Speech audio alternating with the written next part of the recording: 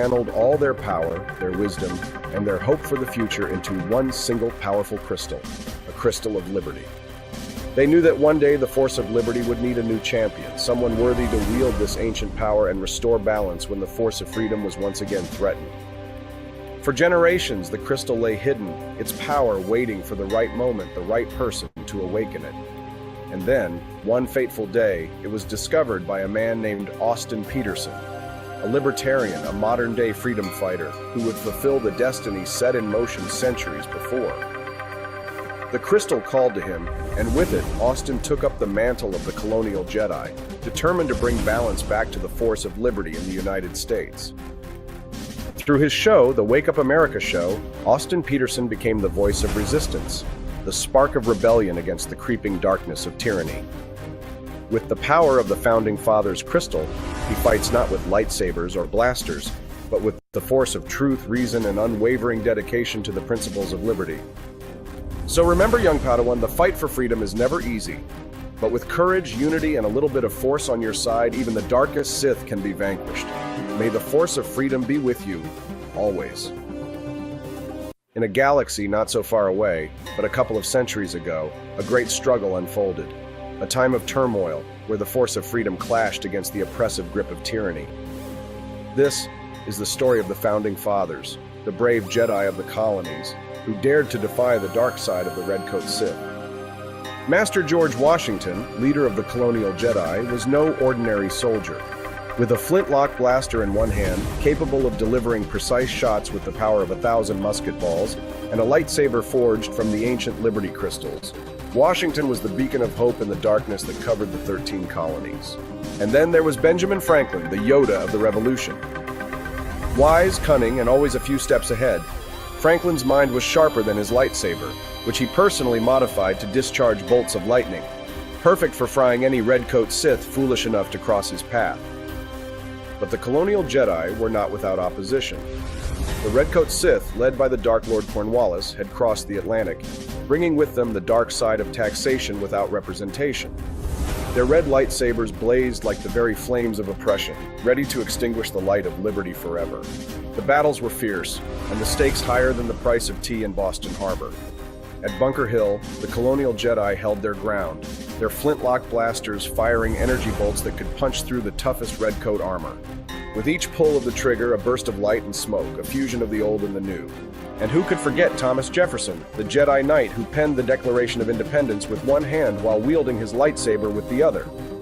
It was he who gave voice to the rebellion, declaring that all men are created equal, with the inalienable right to life, liberty, and the pursuit of happiness. Or, in this case, the right to take down a few Sith Lords. The final battle came at Yorktown, where the forces of light and dark met in a cataclysmic struggle. Washington and Cornwallis, Jedi and Sith, fought with the full might of the Force behind them.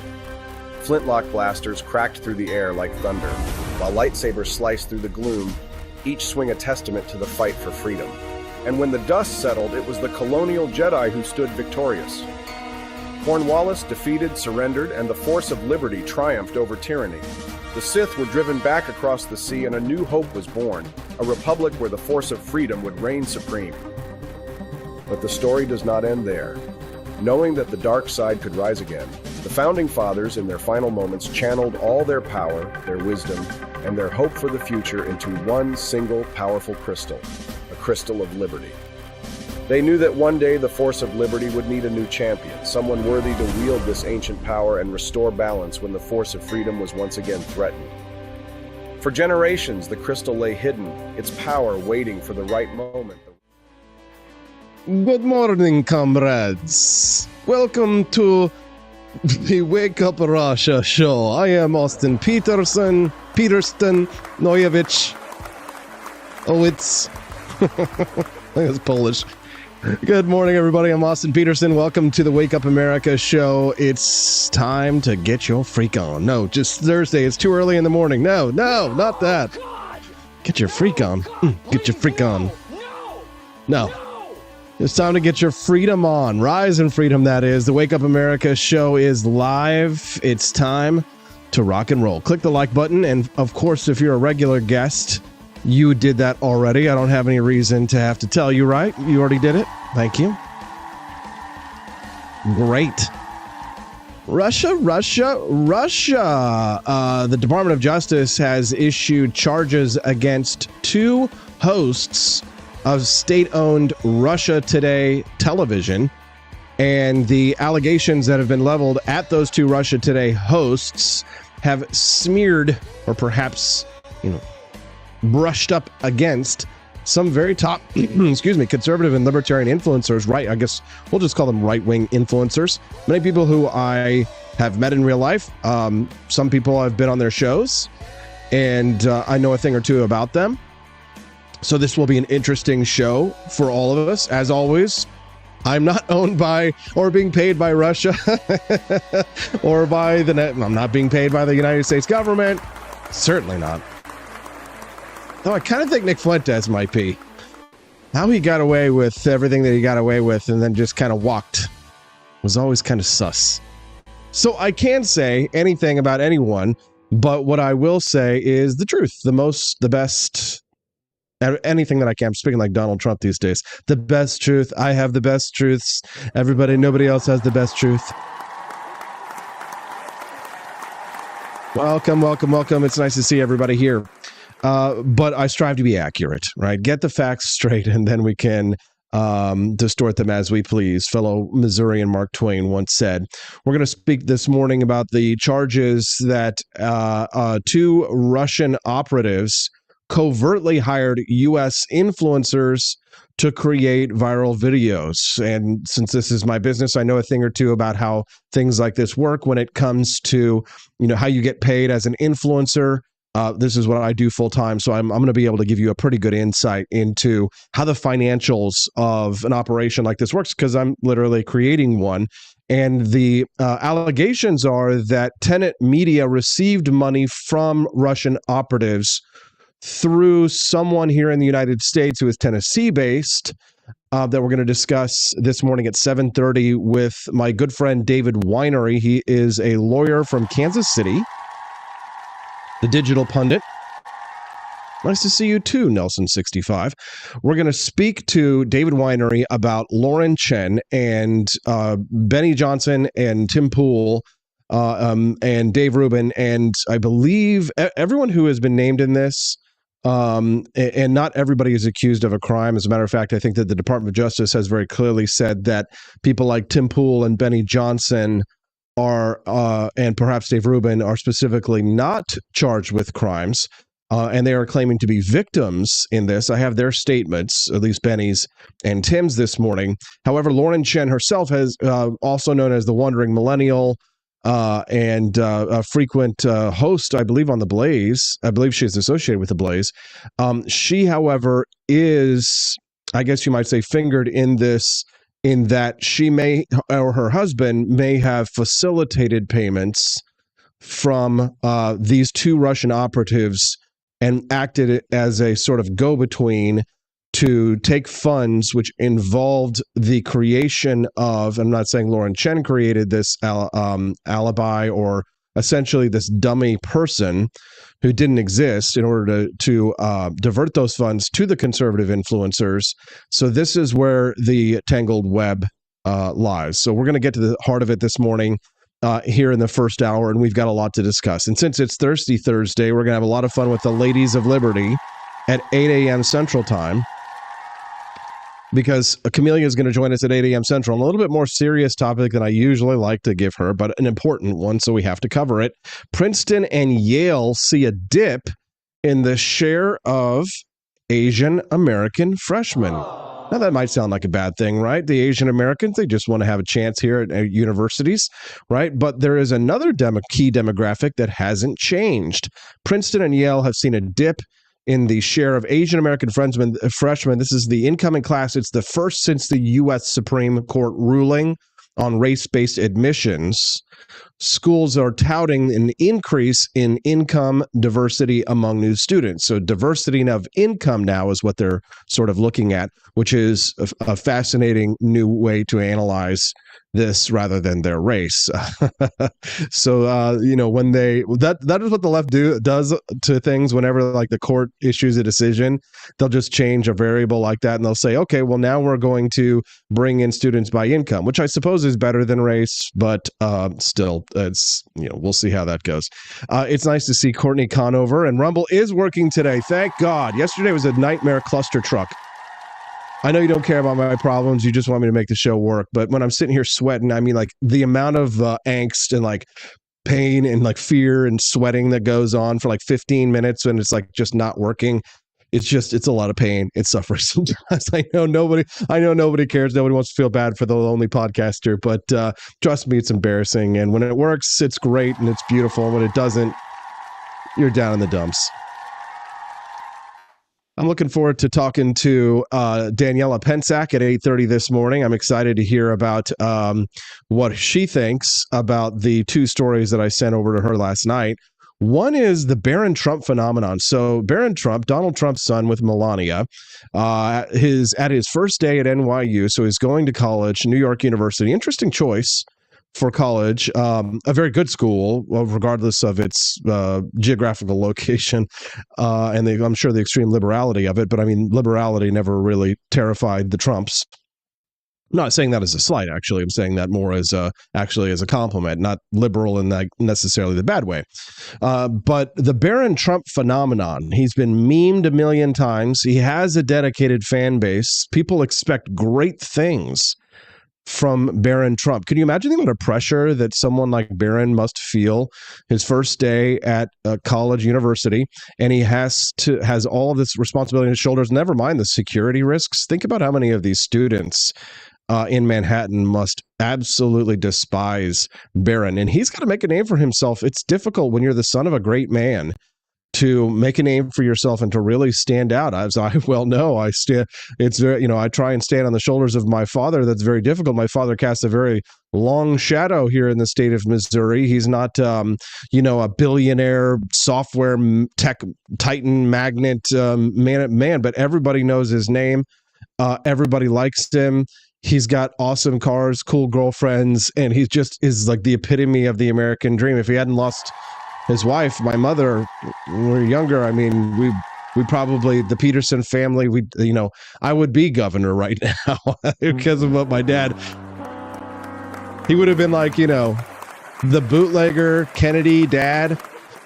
And then his sons would have been me, John Kennedy, and my brother, Robert Justin Peterson. I know Justin, if he's listening right now, like, hey, I'm JFK, bitch. I know, Justin, you are the handsome, more talented older brother, but I've been with more women. But we're both going to die anyway. Hopefully not by an assassin's bullet. It's nice to see so many friends of liberty joining us live on the Wake Up America show, like Tony Martinez. How you doing, Tony? Drew Van Runkle. Drew, you're the man.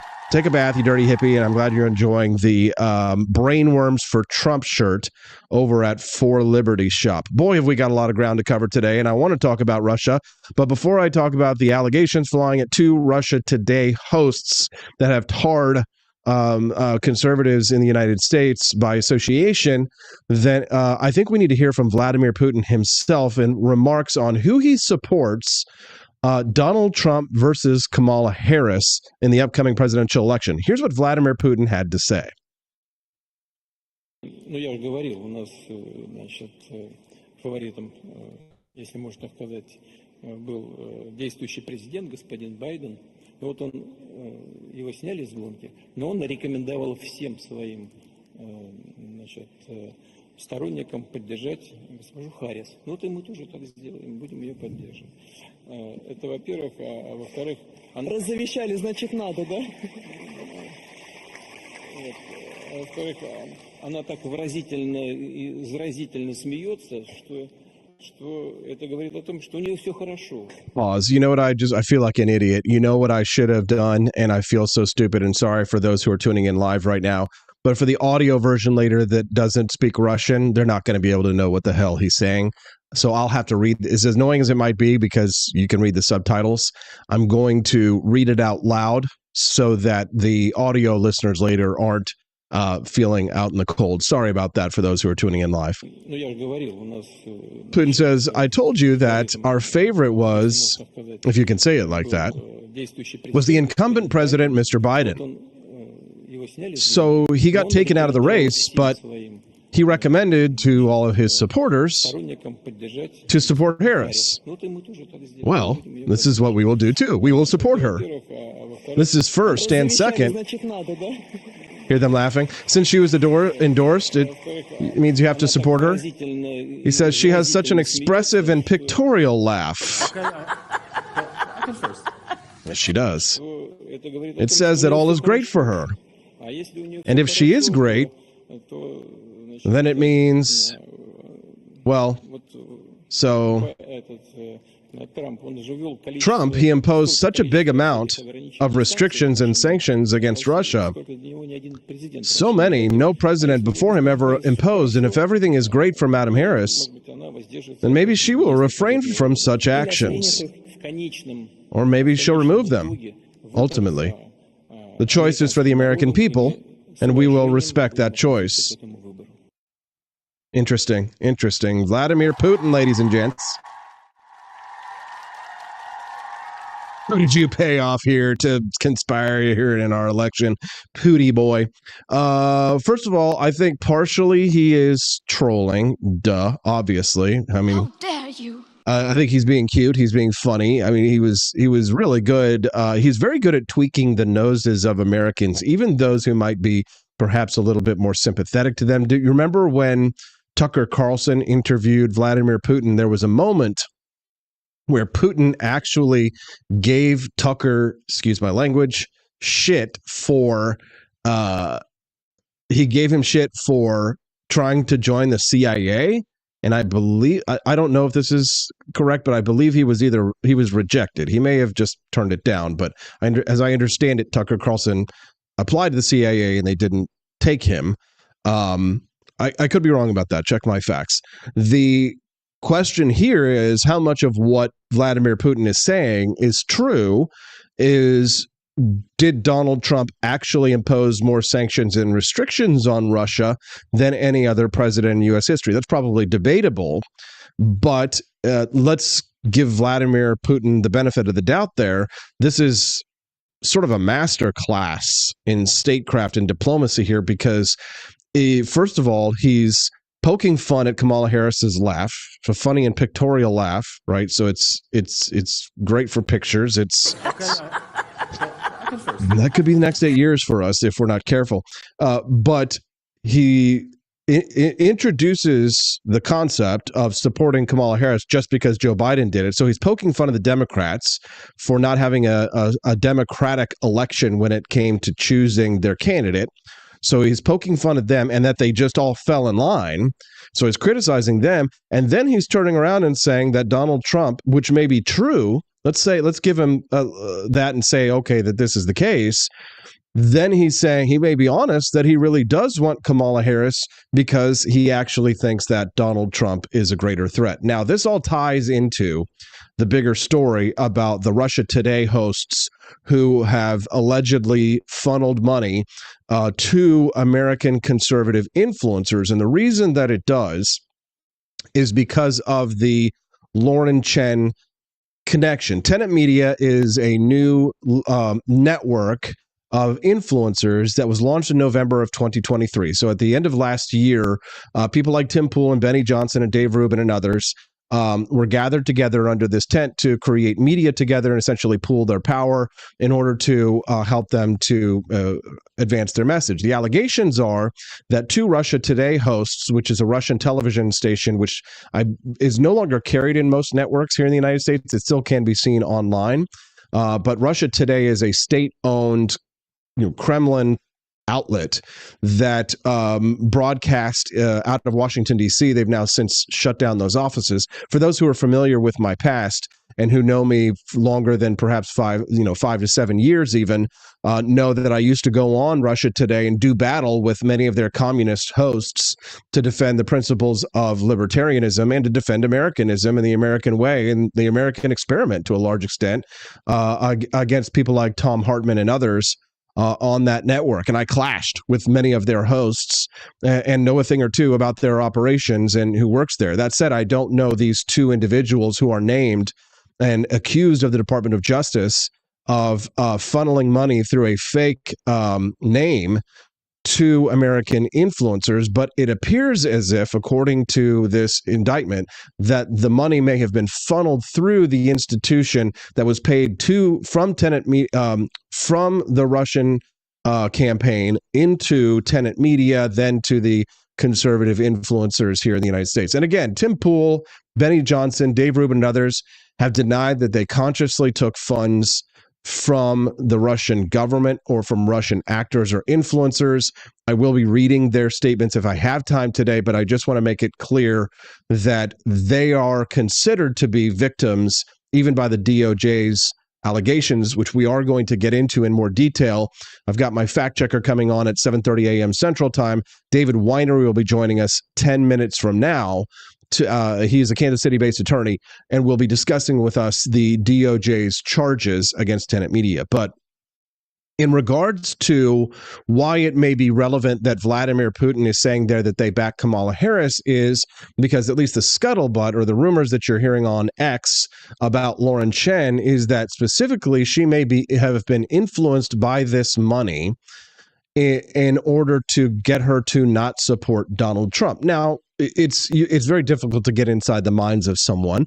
Lauren Chen, her arguments publicly for why she is not supporting Donald Trump is because of his heresy on issues like abortion and other things. And certainly one can understand from a principled perspective if that is the case.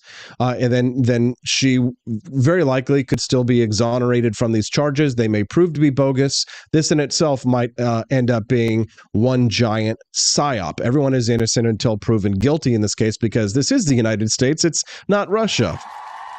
From now on, it's going to be America first, okay? America first.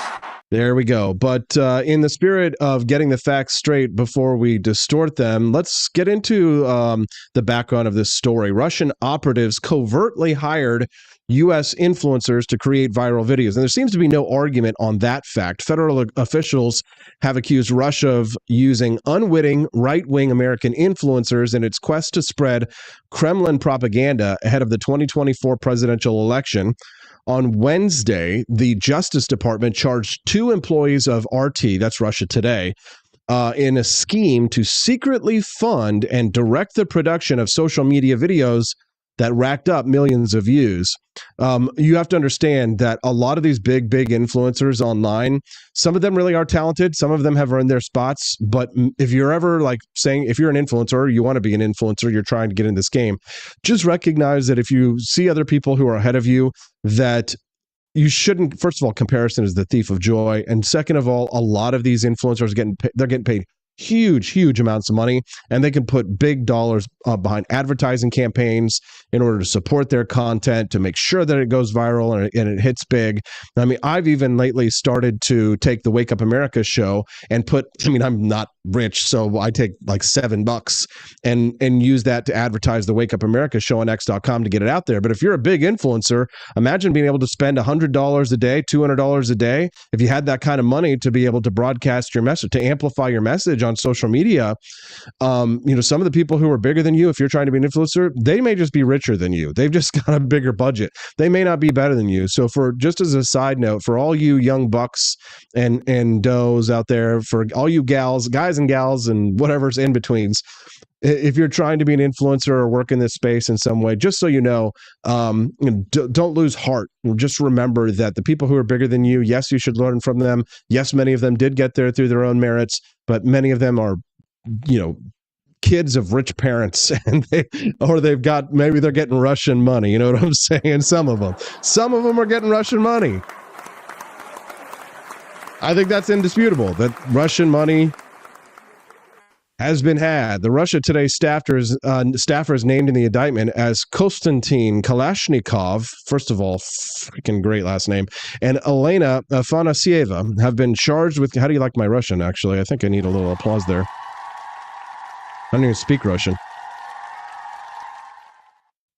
They're accused of funneling nearly $10 million to an unnamed Tennessee company that contracted with big online influencers and giant audiences. Somebody asked a really great question in the chat, and I can't answer that because I know but I feel like I lost it. How can you unknowingly spread? That's a great question. We are going to answer that. I just want to make sure that I do answer it because I think shoot.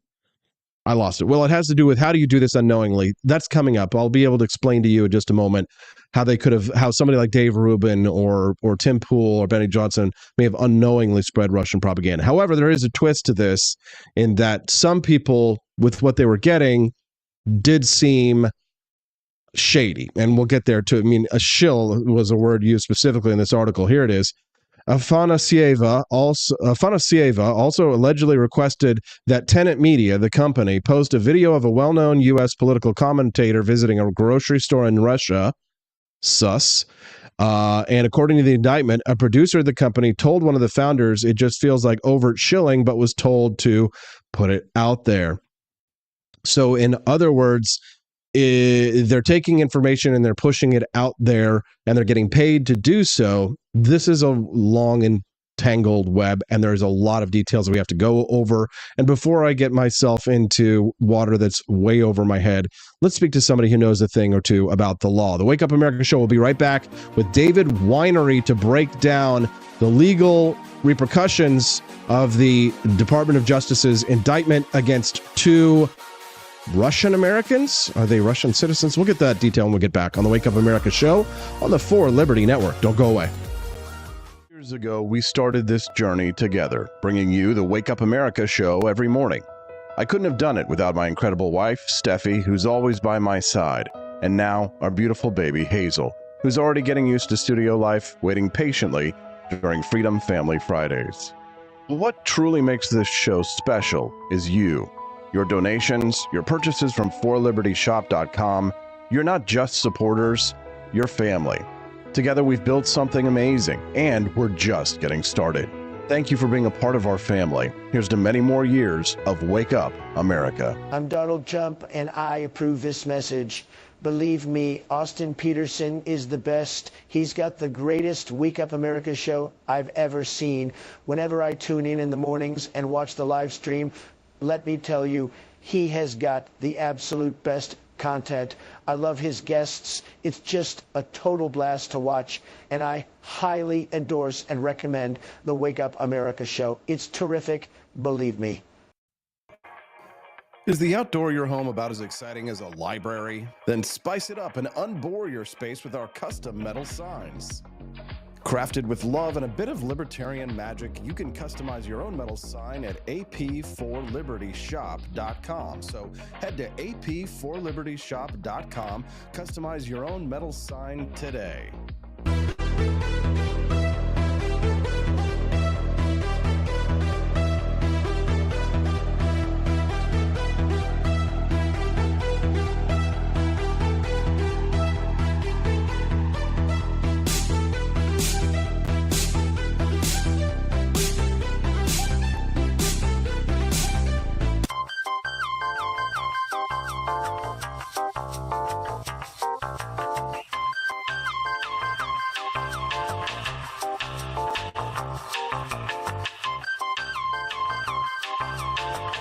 Welcome to a world of vocal discovery at Peterson Voice Studio. I'm Justin Peterson, here to guide your musical journey. Envision a place where your voice reaches new heights, where every note tells a story. We embrace all singers, from the enthusiastic shower vocalists to aspiring stars, ensuring each voice finds its unique rhythm and tone. Are you ready to elevate your voice? Visit petersonvoicestudio.com and sign up for remote lessons tailored just for you. Let's begin this melodious journey together. Tired of spending your hard-earned money on woke corporations that don't share your pro-freedom values? Fed up with sipping liberal lattes and progressive cappuccinos? Introducing Founding Flavors from AP for Liberty Shop. Get your day started with Washington's Revolutionary Roast. As robust and principled as the man himself, this blend is the shot of energy heard round the world. Or maybe you want to taste the fervor of freedom with Adams's Patriotic Perk. It's as dynamic and balanced as the U.S. Constitution, sure to awaken your spirit of liberty. For the aficionado avocados, we've got the Jeffersonian Java, a complex mix of flavors that speaks volumes about your refined tastes. And don't forget Betsy's Liberty Lullaby, our decaf option, crafted with the same care and dedication Betsy Ross put into our Star-Spangled Banner. This blend lets you enjoy the taste of freedom anytime without losing sleep. No woke beans here, folks. Just pure, patriotic, pro-freedom flavors brewed with love for liberty. So why compromise your principles for a cup of coffee? Stand up for your values, perk up your patriotism, and start your day the American way. Get your founding flavors at apforlibertyshop.com.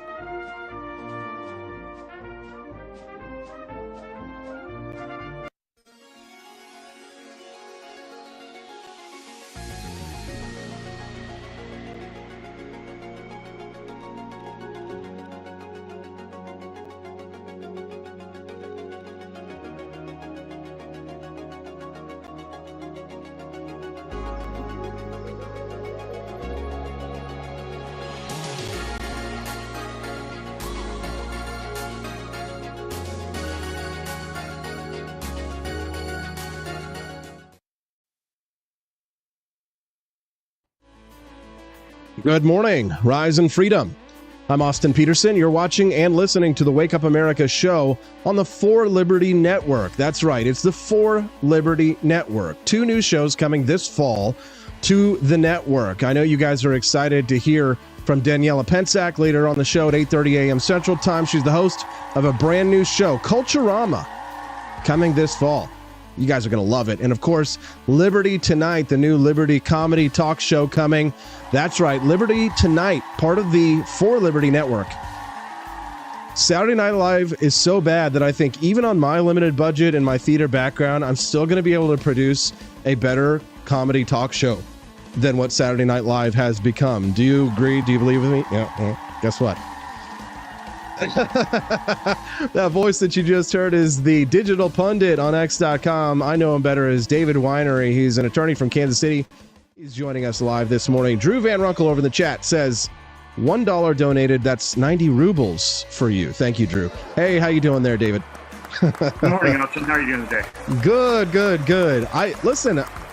I'm in this business, David. I understand how it works and how people can offer you a lot of money to advance agendas. I've had to turn down a lot of offers from people that want me to do obvious shilling for crap that either I don't believe in or is shady or is some product that I really just, don't want to hawk. But the allegations that are being leveled right now, it looks like the DOJ has named 2 Russians who have funneled money through what appears to be a secret identity to top American conservative influencers. But from what I understand, please correct me if I'm wrong, the influencers, other than perhaps save 1 or 2, were unawares. People like Tim Pool and others, Benny Johnson, they didn't know that it was Russian money they were getting.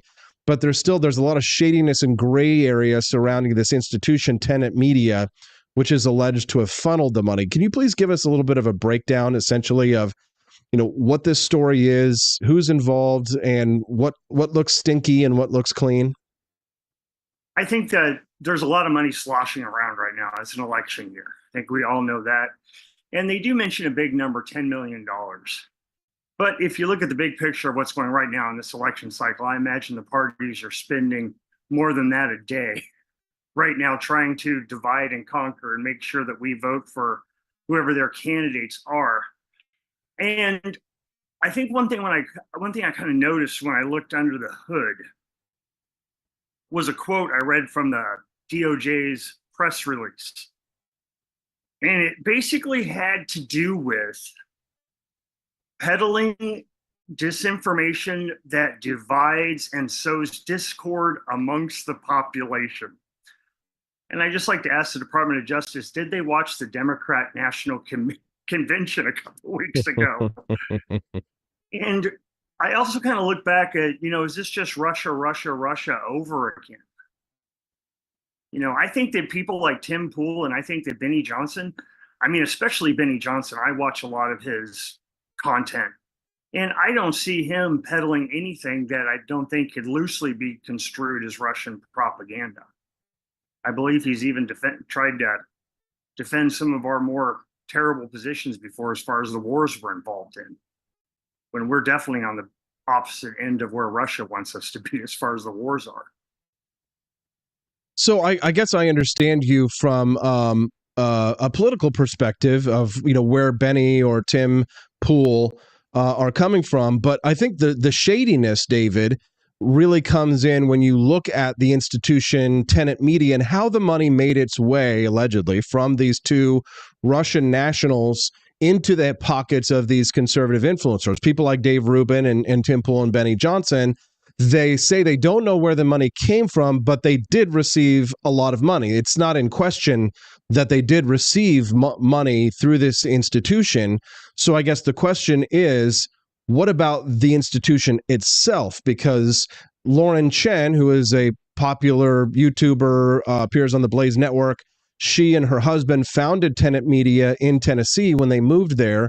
And so now the question is, Lauren Chen, who is not speaking, who has not said anything publicly, is how much did she know about the origin of this money? Somebody had to know that they were taking money from Russian nationals. That's a lot of money to be coming in from people with funny accents and then to spend it on political media and then not tell the people who you're giving the money to where it's coming from. Now, listen, if you're getting what, as it says, $400,000 a month, not a lot of people will be like, I don't know if I want to ask any questions, but you probably should, right? Probably wise. Talk to us about Lauren Chen and Tenet Media and her husband there. And is that the axis of this thing? I mean, if you look at her history, she was kind of a golden girl for a while, and then she fell into disfavor. Now she is at Blaze Media. And I think from what I can tell by what's going on as far as what's the money coming in, there are legitimate Russian media entities. I mean, Russia Today, they say, is financed by the Russian government. The same could be said with about NPR in this country. I mean, a lot of people take money from National Public Radio. A lot of people take money from various other entities that the money ends up coming it's from. True. It's true. But that's whataboutism, David. Let's focus on Lauren Chen and Russia Today. I mean, we can, as all day long, we can say, well, it's free speech, and we have our views as libertarian Republicans. That even people here in the United States who have views that are pro-Russia, for example, they should be able to have that view, just like people who are pro-American, what have you. But the question really will boil down to whether or not Lauren Chen or her husband broke the law on Tenet Media that is named here, which is, I believe, a FARA law. Talk to us about the legal question involved. FARA is the Foreign Agent Registration Act. And they're trying to say, since they took money from the Russian government and these Russian nationals, that they should have been registered agents of the Russian government. Now, I believe that the Foreign Agent Registration Act has been a lot in the news lately. I believe Hunter Biden was quite big on being accused of violating the Foreign Agent Registration Act with all his dealings in Ukraine and his dealings in China. Now, I know that's going back to kind of about whataboutism that you brought up before, but simply getting money from people who have Russian names. I mean, there are large indigenous Russian populations in this country. And I think the reason that I haven't ventured over into thinking that this could be illegal, what they're doing, is because I look at their content. They bash on the runaway immigration. They bash on runaway inflation. They bash on various other issues that the Democratic Party, and some of them even the Republican Party, would not like to have any light shown upon. Now, are they getting money from Russian nationals? That's what it appears to be happening right now. And what I'm trying to say is, like, maybe under an absolute free speech way of looking at it, even if there were getting paid by Russian nationals through RT, did they violate any free speech laws? Did they violate any? I guess it kind of goes back. Here's the thing, David. The problem, of course, there's many problems with this, but one of the big problems is that people like Tim Pool and Benny Johnson got duped. And there was an individual who was named as the person who was transferring the funds, who they used a false name. So if it's all on the up and up and it's all free speech and we have nothing to worry about, why create the intermediary, this Grigori character?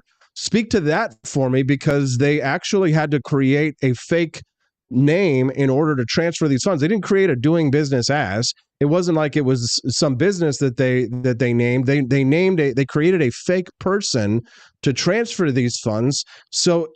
And Tim Pool has said that if he had known that was happening, that he wouldn't have done it. So they were being misled here. So at the end of the day, somebody is behaving nefariously here, because we would need to know why did they create the fake name, and why did they lie to or try and dupe people like Benny and Tim, who we know and like and consume their content, right? I could not agree with you more on that angle, that those people did not know that they were getting money from a tainted source. But I mean, I just look at it, should they have known? Tenet Media, when you just look at it just as a freestanding entity, they are fairly legit. I mean, they have a lot of media stuff that they do with very legitimate media networks, Blaze TV being one of them. And I do think that there is a problematic sometimes of where the financing is coming from, especially during a time of an election. Nobody wants to see foreign money coming in and financing our talking heads in this country under the guise of getting them to say what we want them to say. If that, in fact, is what's going on, then you may have a Foreign Agent Registration Act violation. I mean, forgive me for maybe I'm being just overly nationalist here, but I don't like the idea of foreign countries meddling in our elections, because I don't like the idea of the United States meddling in the elections of other countries, right? Like my standard sort of knee-jerk non-interventionist position is to suggest that if the United States shouldn't do it, then Russia shouldn't do it themselves. And at first blush, while I would be concerned about something a foreign agent an act that would make us have to register if you're operating on behalf of a foreign agency or a foreign government specifically, I don't know, that is the kind of the least of the things that really tans my libertarian hide these days. And yet, if it becomes something that's punitive to silence free speech or champion censorship in any way, of course I'm absolutely opposed. Just like I'm opposed to the Patriot Act or the Inflation Reduction Act or any of these other anti-free speech laws. But the question does come down to whether or not they created this fake persona, and if they did violate the law, and if there are influence operations happening by Russia. It's not just Russia. China's got to be operating as well. I mean, our country is awash with foreign actors because, like you said earlier, talking about what these influencers discuss, David, we have an influx of migrants. We have Chinese migrants coming across the border, many of whom end up being Chinese nationals who send information back to their country. And if China's doing it, Russia's doing it. I mean, we've got a severe problem, a porous border, and we've even got some infiltrators in our ranks, David. I mean, whether you like Russia, hate Russia, or whatever, I'm sure everybody can agree that, we've got to be careful about communist actors from China trying to subvert our democratic processes here, don't we? Yes, I completely agree with you on that we do have a lot of foreign actors playing with our media. We have a lot of foreign financing.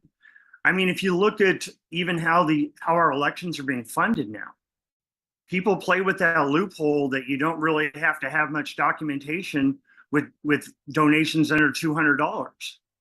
And then you see, tens of millions of dollars come in at less than $200 a pop, sometimes in a matter of hours. I think that is very suspect. Our entire way we finance our elections is very suspect compared to what a lot of the other parts of the world do.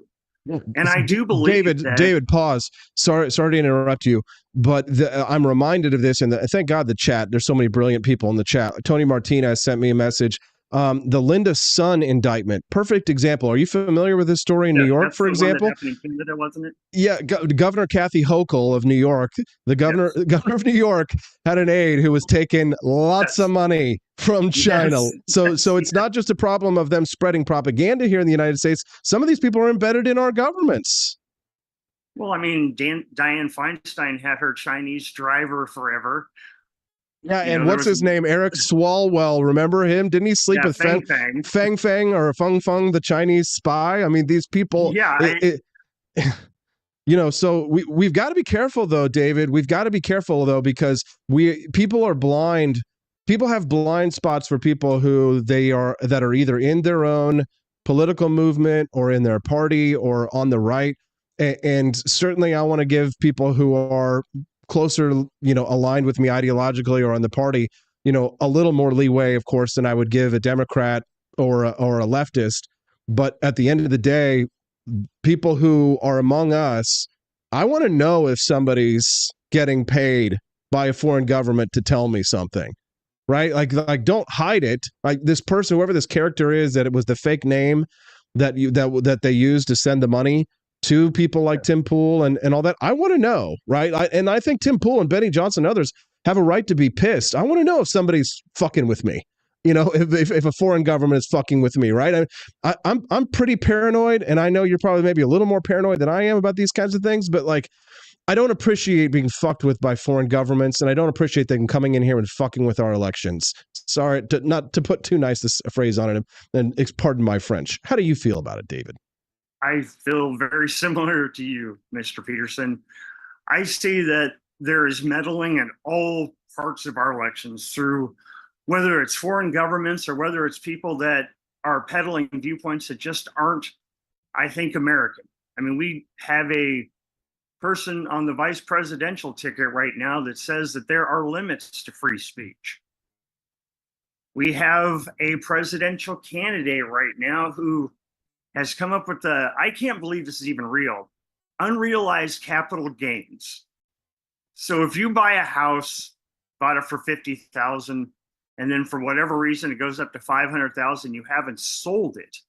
So now you're supposed to pay 25% capital gains on something you have not even sold or realized the gains. I mean, that is a one-way ticket to get to, I think, where the World Economic Forum wants us, where you will own nothing and you will be happy. Because how can people pay these taxes on stuff they haven't sold? But to go back to the media part of it, yes, we are being influenced by all sides. And yes, there's some Russian money that is coming in, Chinese money, probably money from all over the world. Would you think less of me, David, if I took $100,000 from the Communist Party of China and ran commercials for them on my show, and that you didn't know were commercials, and then I didn't even tell you that I got that money to do it? I mean, would you think less of me? Yes, I would. I most definitely would. But if you had so it might not be illegal, right? So it might not be illegal in some ways. It may not be against the law. Maybe I would have to register as a foreign agent to do something like that. But certainly it's frowned upon and should be. No, I agree. I mean, if you were taking money to actually peddle an agenda, I think that was somewhat anti-American, which is a lot of things the Chinese try to peddle to us, and a lot of things that we get from our various politicians at all times this year when they're peddling ideas that are flat un-American. Yeah, I would feel very, biased against you if I found out that you were taking money. Well, let me tell you something, David, and this is where you and I, it's okay for us to disagree. And I'll tell you, I'm going to say something that you're probably going to disagree with, and I want you to do so, fully with your own free speech here. Don't feel the need to appease me, the host. We'll still be friends. I look at what Tucker Carlson is doing, and I think it's scandalous and a bit shameful. Because rather than doing investigative journalism that takes down people in the deep state, he does interviews with guys that say they gave blowjobs to Obama, and goes to Russia and tells us about how great the ruble is and what he gets at the store, and not even explaining to us, while we're suffering from an inflation crisis here in the United States, not even explaining the difference of the exchange rate between the Russian ruble and the American dollar, and how great it is for Americans who take their money overseas, and then platform not what people were accusing this guy of being a Holocaust denier, but of certainly nudging, winking at us that Winston Churchill is the primary bad guy. Well, listen, you ought to hear those views, and I absolutely agree. If someone wants to say those views, write books about it, appear on the shows and all this stuff. But there appears to be this on the right these days with Tucker Carlson and Candace Owen and others, this sort of subtle nudge, wink. Hitler made a few good points, and he was just, he was really just trying to, get the Jews out, not exterminate all the Jews at the end of the day. I mean, you're a Jewish Republican lawyer, but I know you come from like the Alex Jones wing of things here. That you're not. I mean, I won't say necessarily. Nobody has to be scandalized necessarily, but I mean, do you look at that kind of stuff that Tucker does, or the things that people like Candace Owen and others are saying today, and ask yourself, on one hand, are they being paid to do this? And maybe they are. And then on the other hand of things, what a disgrace it is, because it really does seem anti-American, what I'm hearing from people like that. Maybe they're the arbiters, maybe they're the canaries in the coal mine, or maybe they're just assholes. What do you think? I think that they do puff up. I think that they do unreasonably try to glamorize Russia. I mean, I have a very good friend of mine who did business there, lived in Moscow for 9 years. He says it's a very scary, quote unquote, shithole that has a lot of crime. It has no real social safety nets for anything.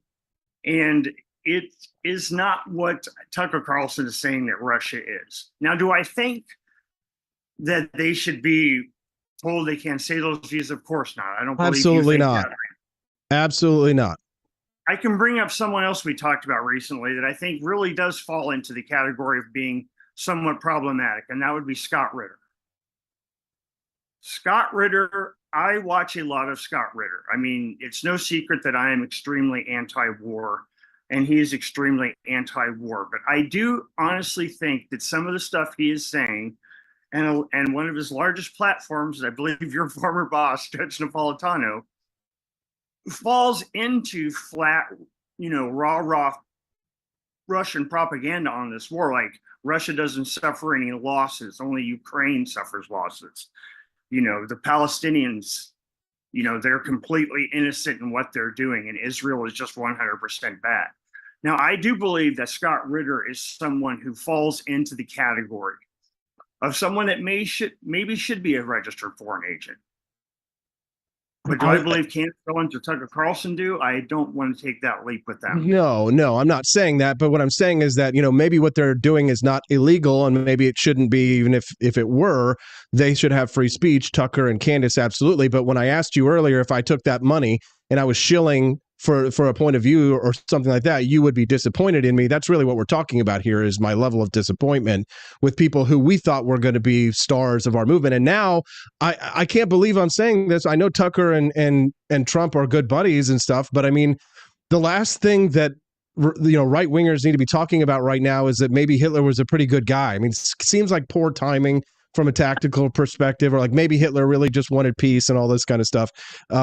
Nevertheless, I digress. But I'm actually proud to hear you say that about Scott Ritter, because a deeply concerning actor, and I've expressed my concern about him to Judge Napolitano several times. It makes the judge very uncomfortable on our conversations sometimes on Wednesdays, because as much as I've learned from and been mentored by and worked with the judge for a number of years, I find myself differing with him on these issues. And I'm probably less anti-war than you. And I think that that's definitely something that has changed in my view over the last 5 to 8 to 10 years, because call it a war by any other name, but just like these media institutions that are being captured by foreign agents are really just the tip of the iceberg, because I know for a fact that Chinese hackers try and harm American infrastructure to do things like make New Yorkers late for work crossing the George Washington Bridge, and they do other things to degrade American infrastructure that call it a war, to call it not a war, but are acts of war by any measure that I would say. We're lucky that we're not in hot wars in places where maybe we should have. And if we're going to write, if we're going to look at alternative history, like people like Tucker Carlson's guess, well, woulda, shoulda, coulda, maybe the real mistake was not that Harry Truman actually unleashed the nuclear bombs on Hiroshima and Nagasaki, but that he fired MacArthur before he could unleash them on China. And maybe we'd live in a better world and there would be no communist Chinese party. But that's not an anti-war position, but it might be the correct position, whether or not it might have involved millions more dead, but fewer people being roasted and their organs being harvested in the back of vans today, as happens under the communist Chinese party and the atrocities committed against their own citizens and the famine of Mao and the 50 million dead in the Great Leap Forward, and their malign influence on the United States today and COVID-19, all from one single act or event of mass, what anarchists or anti-war activists would call mass murder, but I would call self-defense. At the end of the day, David, we have enemies out there who wish us harm. And I'm still very much of the mind, no matter how derided or how stupid or silly it may sound, I'm very much still in the camp of Ronald Reagan that America is exceptional, America is great, and I'm with Trump. I want to make America great again, and I'm with him on Israel, and I'm with him on his foreign policy. It's less interventionist, but at the end of the day, the guy still took some time out of his day to drone strike an Iranian general and an ISIS leader, al-Baghdadi. So, I mean, Trump gets credit from me. And I think that really is the way forward. Sorry to rant, but I think what's going on in a lot of the media is there's just this rampant confirmation bias where people don't present both sides of the story anymore. And I think that's where you're starting to see people like Ritter and various other people out there when they just constantly bash on one side and never have anything bad to say about the side they're defending. I mean, I defend pretty reprehensible people at times, but you know what? I also go after the state actors when they don't follow what they're supposed to do either. And I know when I have a client who may be guilty of what they've done, and I am just looking for mercy. And I think what we've got in today's media is that we've got people that are just completely polarized. Either Russia's 100% evil or they're 100% good. And I don't really see that anybody is 100% good or evil. Completely agree. I like the way you phrased that, David. I mean, our beef is not with the Russian people. Our beef is with the Russian government in a similar way to how we have our beef with our own American government. Too much power concentrated in the hands of too few idiots. David, great conversation today and some ballsy statements from you. I did not expect them. And I'm really glad that we have the opportunity to chat with our audience today. Is there anything that you think we missed or anything you'd like to say or plug before we let you go today? I would just like to tell people to keep their eye out on that phrase called disinformation. Because what's going on at the border, what's going on in these wars, whether it makes America look good or makes America look bad, there are truthful things that are being said that are being called disinformation. I mean, right now, Mark Zuckerberg is probably the biggest COVID conspiracy theorist out there, with him talking about how he was ordered to cover up a lot of stuff. I mean, 3 years ago, he would have been banned from his own platform. David, where can people follow you online, friend? At David Winery, all lowercase, DAVIDWHINERY, at Instagram, and at Digital Pundit on X. Great stuff, David. Thank you very much for your time, brother. We appreciate you. Have a great day, and we'll talk to you again real soon. Take care of those gingers. We will, David Winery. My little ginger snaps. Aw, baby Hazel. Appreciate David Weiner for coming on there. And boy, some pretty spicy statements. I was not expecting David to go there, but we will probably hear from Camellia about this topic. Then we'll segue to the affirmative action story, which is a big story. FYI, I have not pulled out the bonus content. Austin, are you there?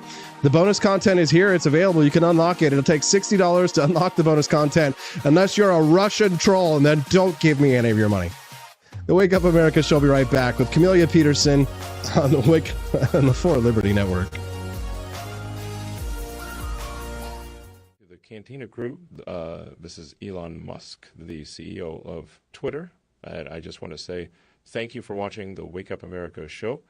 I've decided that Austin Peterson will be the new CEO of Twitter.com, effective immediately. First thing to do, though, is I've got to go and blast off into space.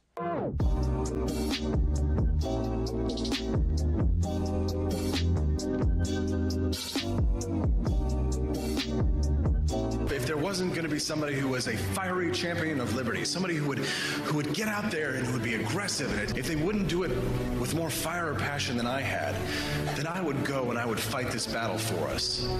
I've fought for the principles that we all share. Parties tend to be secondary to me. We're here because we believe in the principles of liberty. I am not a perfect messenger, but I think I'm a damn good one. This is a replica of our first president's flintlock pistol. You have my full support, my respect, and my gun.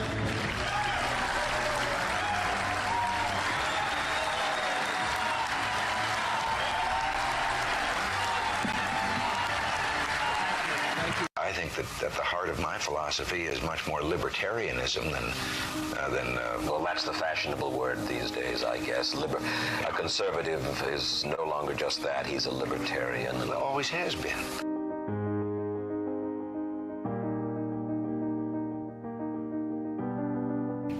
Yet any time you and I question the schemes of the do-gooders, we're denounced as being against their humanitarian goals. They say we're always against things, we're never for anything.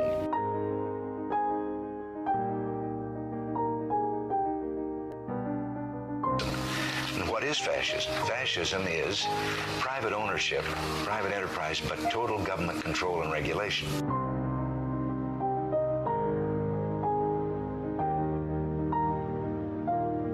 Well, the trouble with our liberal friends is not that they're ignorant. It's just that they know so much that isn't so.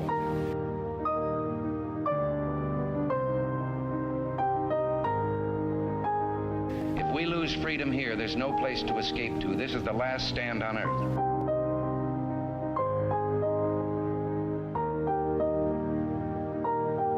This is the issue of this election. Whether we believe in our capacity for self-government or whether we abandon the American Revolution and confess that a little intellectual elite in a far distant capital can plan our lives for us better than we can plan them ourselves.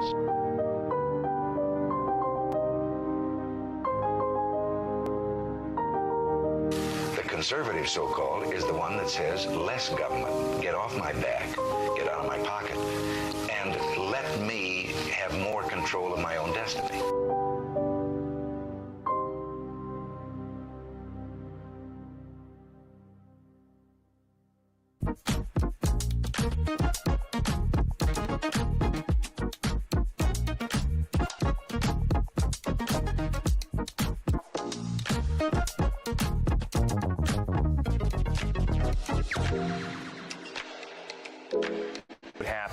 If I had to pick up the phone, call 911 for one of my family members or one of my neighbors, what would I do if no one was on the other end to respond? What if there was no 911? So you can be a part of the solution. Anybody can be a firefighter. Male, female, younger, older. We have school teachers. We have leaders in business. Is me, you, anyone that wants to be. There is no typical firefighter. Do you hate the deep state? Do you reject the Antichrist in all his ways? Do you believe that aliens controlled LBJ to assassinate John F. Kennedy? Did you know that the shot can put chemicals in you that will make you more sensitive to 5G? Do you love America? Do you want more freedom? Do you like smoking hot red-headed libertarians? Then the AP for Liberty shop is for you! Check out all the awesome new merch and have a happy new year! Fight the deep state, reject the Antichrist. Visit AP for Liberty shop and get your patriotic merchandise now, or the deep state wins.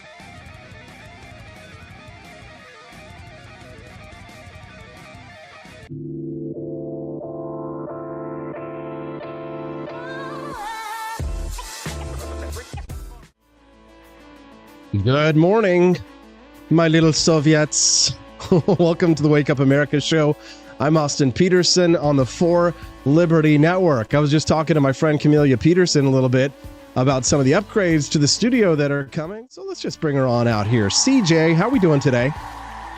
Been good. I mean, nobody's offered me, 450 grand lately to do a show, but otherwise fine. And I don't see that happening anytime soon. The For Liberty Network cannot offer you that kind of a contract. But if you want to do your own show, then I can offer you something. But Camelia, glad to have you here. It's Thursday, which means, oh my God, thank God it's almost Friday. Right. Holiday weeks are really weird, right? I've been a day behind all week. I know. Same. I'm just glad to be here. Feels like it's dragging anyway. September is here, which means it's almost October. And that means that Oktoberfest is coming. And I'll tell you now, I should have probably told you off the air, but this year, Oktoberfest, it's Baby Hazel's coming out party. She can finally go out. And then so we're all going to get together this year in Herman again to drink beer and toast to little baby Hazel. So we'll hope we'll see you there again. Yes, good. I hope so too. Great. Yeah. Herman, Missouri, for those who don't know, is Missouri's wine country, which if you're laughing, then first of all, go to hell. And second of all, Missouri has some awesome names. Isn't there like one of the towns out there is Defiance? Isn't that like the name of... Yeah, one of the towns, Missouri is all about defiance. So I really love that. Missouri has wine country and go ahead. I just heard somebody talking about defiance earlier this morning because they were saying, anybody who lives like within 20 miles of Defiance says that they're from Defiance because it's cool, right? Exactly. That's hilarious. Yeah, like I used to say, I was born in Independence, which is true. Raised on a farm in Peculiar, which is true, near a town called Liberty, which is really only true if you are kind of like 100 miles away from Liberty. And but Missourians are like, hey, that's not near Liberty. I'm like, it is if you're from St. Louis, so shut up. Right? It's yes. all relative. Anyways, Missouri's wine country. Herman is the town. It's kind of this German town with breweries and distilleries. They make incredible beer. Oktoberfest each year is a big party, and we always go out there and we meet with members of the FBI. Yeah, right. Yeah, some of our friends, I know. Here's our connection. See, we're feds. Like a friend of a friend has like two friends that always come out and they're like, F feds. And we like asking them questions. There's a good apple or two in the barrel. Sure. Yeah. Well, yeah, for sure. Speaking of feds, Camelia, the topic that I brought you out here today to talk about affirmative action numbers are coming out from universities because now the Supreme Court has struck down the race-based admissions for universities, and we're starting to see some new trends emerging. Tell us a little bit about it. Yeah, so after affirmative action was struck down and a lot of the universities really changed their tactics. And so one of the things I thought was interesting is that in the admissions process, Yale made several changes in how they did their selection process. And the people who were reviewing the applications did not have access to the self-identified race or ethnicity data. They always ask you, are you white, Hispanic, or Caucasian, or whatever, on there. So they're still asking those questions, but the reviewers did not have access to that data in going over the applicants. And so none of the admissions officers involved in the selections, had access to any of that data. But afterwards, after those selections had been made, then they went back and reviewed that. So for Yale, the share of freshman Asian American students dropped to 24% from 30% from a year ago. But this is mixed. Like at some universities, that number has risen, but it's been kind of a little all over the board. I kind of wonder if it'll take a year or two to sort of level out and we'll really see a trend with it. But one of the things that, there were some where the Black students, the number of Black students dropped rather significantly. It wasn't everywhere across the board. And then there were also some cases where the number of Asian students and white students that were admitted did rise significantly as well. I think that, the share of white students at Yale in their first year class increased 4% from 42% to 46%. Hispanic Latino students also rose a little bit too.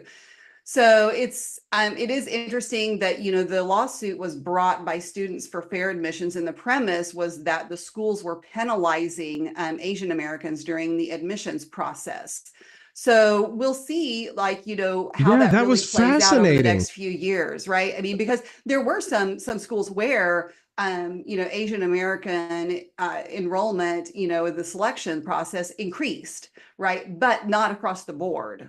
So, I mean, there's a lot of fascinating things that come out of this, or understandings that come out of this, and that is that when it came to Asian Americans, that they were benefiting the most, but African Americans about the same.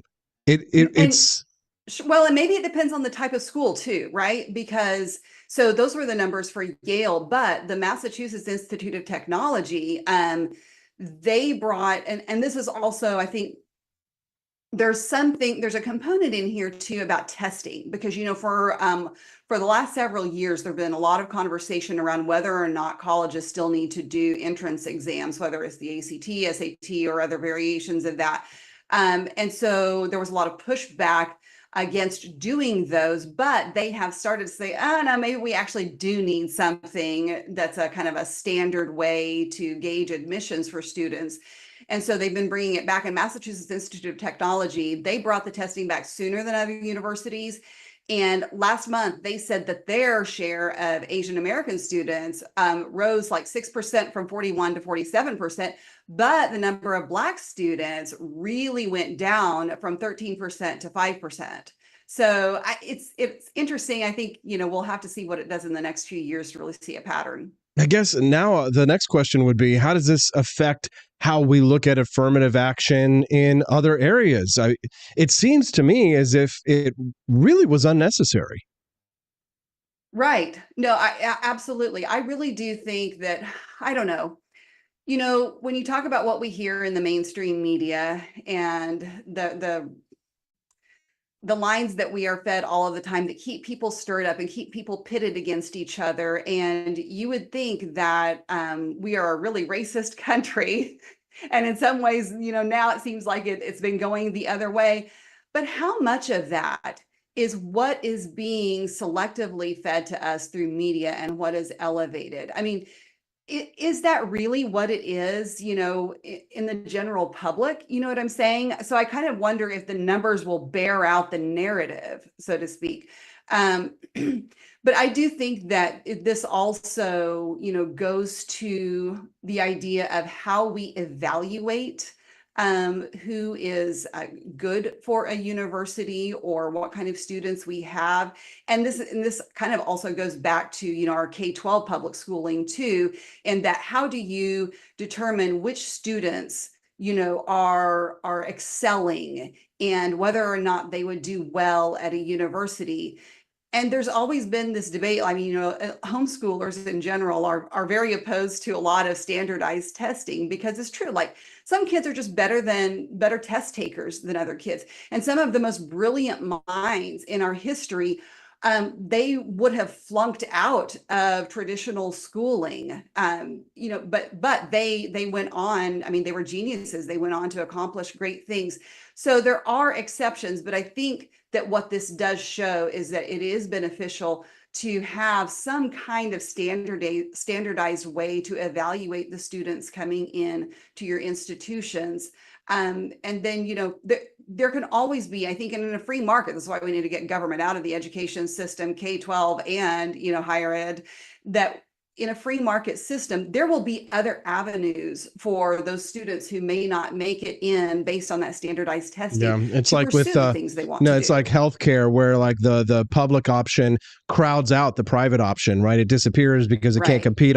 You can't compete with theft. If you're imagine if you had another company that came in and was doing something and they had an unlimited cash flow that they could steal and just keep padding their bottom line. You could never outcompete them.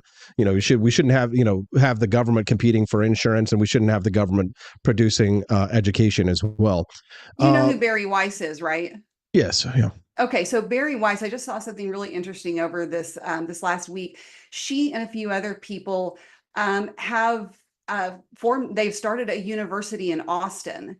And, the pushback against it is, oh, it's not accredited and this or that. But the things that they are talking about teaching their students when it comes to economics and when it comes to, classical style of education, it was really, it'll be fascinating to see how that works out when you talk about, the norms of, a public education versus private universities. And I think that this will be a good test to see kind of how the free market works with a university like that. It was really impressive. I love it when people, referring to your earlier comment about, America being a racist country, I love it when people say things like that, like America is like the most racist country, or it's extremely racist, or what have you. They're always, I can tell that they've never traveled overseas, because it is very bad in other countries. And I'll take, for example, I note that there are some cultural differences, obviously, between Japan and the United States. But for example, in Japan, they have restaurants that have signs that say no foreigners. And there's a little bit more back history to that. I don't have time to explain some of the things about like that they don't want to have to deal with people who don't speak their language because they don't have time, and they're trying to get customers in and out on their lunches, what have you. I think that kind of discrimination should be legal, FYI, as a libertarian who believes in private property. However, in the United States, if somebody put a restaurant, for example, put a sign out that said no foreigners in this restaurant, people would be outraged, and that would be at the front page of the New York Times. They'd somehow find a way to say that Trump ate there once in 1989, and it's his fault, for example. But I think that ultimately the lesson of affirmative action here, at least in this case, is that we're probably actually going to help solve the problem of racism if we get rid of these programs. Like the programs that are designed to end racism here, the ones that are supposed to give minorities a helping hand, are actually increasing racism and making it worse than they were if we got rid of programs like affirmative action, because the ugly beasts, Hydra's heads, are still rearing. It's only in the Supreme Court decision only applied to race-based admissions in universities, but people like you and I, we think that should have been a broader decision. It should have applied to government too, right? Absolutely. I mean, not only do you have the bigotry of low expectations, I mean, you are literally holding people down and not giving them the opportunity to rise to a higher expectation. But you are also creating a whole other class of people who are now resentful of other people because they're being excluded because they do excel. And so I think this, we see this across the board, whether it's in our education system or, in how we employ people in the government. I mean, like how we employ people in our government education system, right? You want quality teachers, pay them based on their merit. Like, why do you think we have all these teachers coming in who are getting themselves into trouble on OnlyFans and every other thing and teaching your children, terrible things about history and DEI and whatnot, because there's no way, like, their hands are tied in terms of being able to filter out people like that, because we have so many restrictions on how we hire people and how we have to view people through certain lenses according to their class or the color of their skin or their sexual orientation. Amelia, be honest, did Russia pay you to have that opinion? Totally right. No, wait, it was China. It was China. China, Daisy. Yeah, I mean, just not to swing it back around to like that main topic or anything, but, I was talking to David Winery earlier, and you hear my conversations with Judge Knapp on Wednesdays. I mean, it's sensitive to discuss who's getting paid and who's getting supported by Russia and what's legal, what's illegal, what's immoral, what's not, right, and what's ethical and what's unethical. At the end of the day, like if we just wipe away the whole legal question about taking money from people overseas, I think at a minimum, we're still allowed to have our own opinions about it, right? And I take a dim view of it, right? Can we at least say, when you see, for example, there was that one chick, Lauren Witzke, the people who are like out and proudly supporting Russia's invasion of Ukraine, can I say I take a dim view of that without like being considered to be a snowflake, right? I happen to think I happen to think America first means America first, right? Not other countries, right? To the exclusion of others. Maybe that makes me a hyper nationalist, and the libertarians at the Cato Institute would see me as an authoritarian statist Trump, MAGA Trumper or whatever for saying something like that. But America first, God damn it. That's what I think. I believe America first, right? To the exclusion of all other countries. Yeah. We protect our families first. Yeah. They are to the our exclusion first of all others. I think that if it's something that affects your family, then maybe you have something. And I think that's where, they start to say, oh, well, if we don't do this, then this will happen. Well, you could go on with those scenarios forever, right? I mean, you could always find, some way to tie it to a potential bad outcome down the road. But the reality is that we don't need to be, messing. We don't need to believe the policeman of the world, right? I mean, that just is. What's weird is that you'll have these America First people like Nick Fuentes, for example, and they'll be out there shilling for Kamala Harris because they're mad that people aren't hating on Jews anymore. I have this clip of Fuentes here somewhere where he's talking about how Kamala Harris is likable and he's mad because everybody used to be based and now they're not slamming on Israel anymore. When he makes fun of JD Vance, all the Republicans tell him to shut up and go away. But they're the America First people, and yet it really seems like they're really not that pro-America. As a matter of fact, it seems like they hate America almost as much as people like Black Lives Matter activists and others do. Right. It's a little bit of horseshoe theory. And I saw that people are now mad at Candace Owens because they really want her to talk to Nick Fuentes. And I'm not sure why the two of them just haven't gotten into business together. I know. They seem like they have perfect synergy. But it is this crazy, this crazy thing that we've seen it more and more lately, that we are just as susceptible on the right to bad actors who are. And so you in some ways you can understand why, we kind of do the same thing too sometimes, where the other side looks at the conservative right and they're like, look, you're all this way because look at these people you have who are speaking to you, speaking for you, right? They're the loudest voices on your side. So therefore you must all be like that, right? And this creates that constant increasing division. And Candace Owens has never spoken for me, right? I could care less, where, how she became popular or whatever. She's always been a grifter. And so, but I think that we're so inclined to elevate these people who at some point say these things that we're like, yes, that's right. And then we just kind of ignore all that other stuff. Right? It's so annoying too, because it's when I was reading the Time Life series of World War II off of my World War II hero grandfather's shelf as a young man, Candace Owens was still a leftist trying to cancel right wingers. If you remember, before she became Red Pill Black and then became the leader and the savior of the movement. And now she's off talking about the Christians who were targeted in the atomic bombings of Nagasaki. It's just such shit. I can't look at it and not just disappointed in her, because on some level you actually have to respect someone like that who is so retarded, but who has built such an empire for themselves. But what you really have to look at are the crowds of people who are like, yeah, she makes a really good point. And I'm like, yeah, I remember these D students from history class who, and they're all so easily led because everybody wants to feel like they've got the forbidden knowledge, Camelia. Right. Well, and I think go ahead. This is why you said that liberty is not, was it Mencken that said that liberty is not for the masses of men? Yeah. Yes. And this is why. Yeah. Yeah. It's funny because you feel so conflicted. There's fear when you're in a position like myself, for example. When you cross people like this, right, you're doing damage to your career, right? People are afraid to speak out and say these things, right? Which, ought to be the first indicator that, I'm not being paid off by anyone or running anybody's agenda but my own.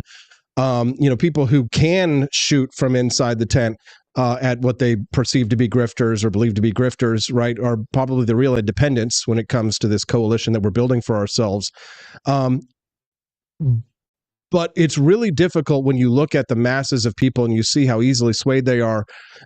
to not want to lash out at the crowds. You have to resist doing that because you want to make sure, remember that everybody could learn, everybody can change their minds, everybody can be taught something, right? You don't want to become a misanthrope, right? You don't want to learn to hate people and become a solitary individual. You want to always be able to, to bring sheep from the flock, to take the sheep and to hopefully lead them to the promised land of liberty and freedom and free markets, get them out of Plato's cave, if you will.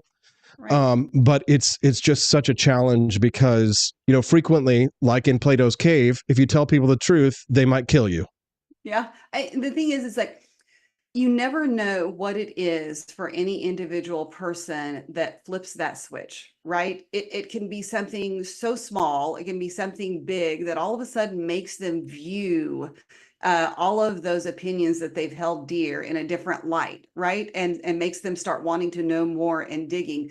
And I hope that the lesson for us from people like Candace Owens is that when outrage is the currency and what gets you popular is just being countercultural, eventually you're always going to have to change that, because what is countercultural, in now is not going to be countercultural in 10 years. So you're going to have to change, Yeah. what you're doing. I've always been counter to the mainstream culture, but I'm also counter to the alternative culture because I just think it's all shit. Camellia, I'm going to talk. You forge your own path, and that path is truth, right? That damn right. No matter how much it costs.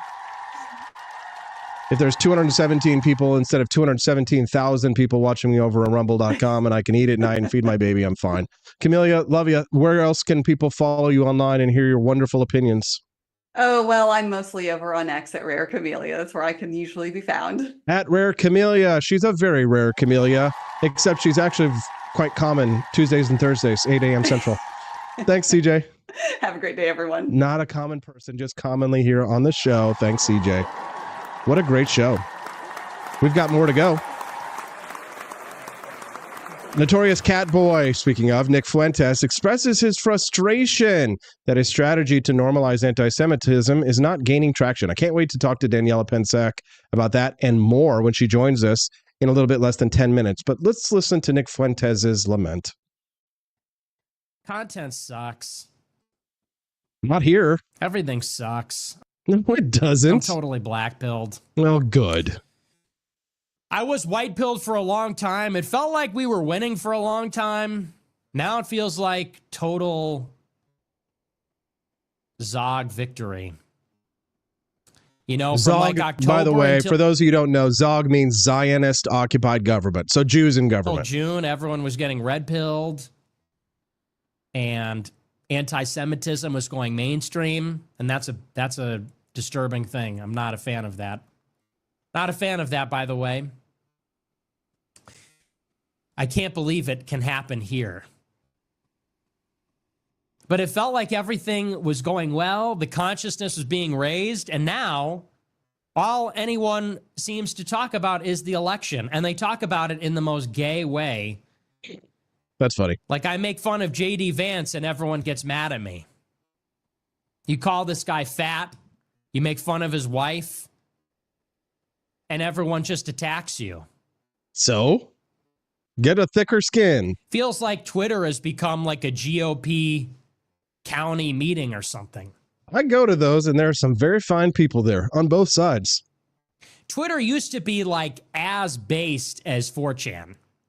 Still is. And now it's just It's like even a more GOP based. slop festival. Oh, shut up. GOP county fair. And if you go there and offend the boomers, everyone hates you.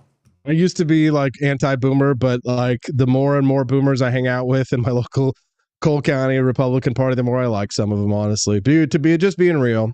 Here I am, counter to the counterculture. I feel like I'm the only free thinker left on Twitter. I go on Twitter, I'm like, hey guys, free thinker. JD Vance is fat and his wife is Indian. And everyone's like, you need to leave. It's like, what the fuck? Isn't this Twitter? Yeah, and that's the thing. You just have to put up with it. I put up with the shit every day. Come on, Nicky boy. Everyone's like, so what are we going to do? Vote for Comrade Kamala? It's like, I don't know, maybe. People are... Yeah, there's some questions about this kid. That's very sus. Very sus behavior. Let's talk to Daniela Pensack about that when we get back. Don't go away. No bonus content has been unlocked yet today. You really want to see the story. Head on over to forlibertyshop.com. Get yourself a box of coffee. We're shilling, we're grilling, we're grifting, we're sifting through all the news stories you can use. When we get back, it's Daniela Pensack on the Wake Up America show. Can you believe all that rhymed? What a wonderful time. Years ago, we started this journey together, bringing you the Wake Up America show every morning. I couldn't have done it without my incredible wife, Steffi, who's always by my side, and now our beautiful baby, Hazel, who's already getting used to studio life, waiting patiently during Freedom Family Fridays. Well, what truly makes this show special is you. Your donations, your purchases from forlibertyshop.com. You're not just supporters, you're family.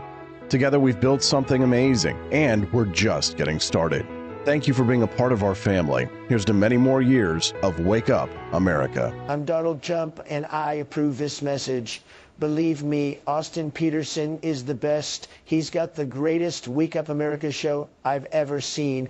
Whenever I tune in the mornings and watch the live stream, let me tell you, he has got the absolute best content. I love his guests. It's just a total blast to watch, and I highly endorse and recommend the Wake Up America show. It's terrific, believe me. Is the outdoor of your home about as exciting as a library? Then spice it up and unbore your space with our custom metal signs. Crafted with love and a bit of libertarian magic, you can customize your own metal sign at ap4libertyshop.com. So head to ap4libertyshop.com, customize your own metal sign today.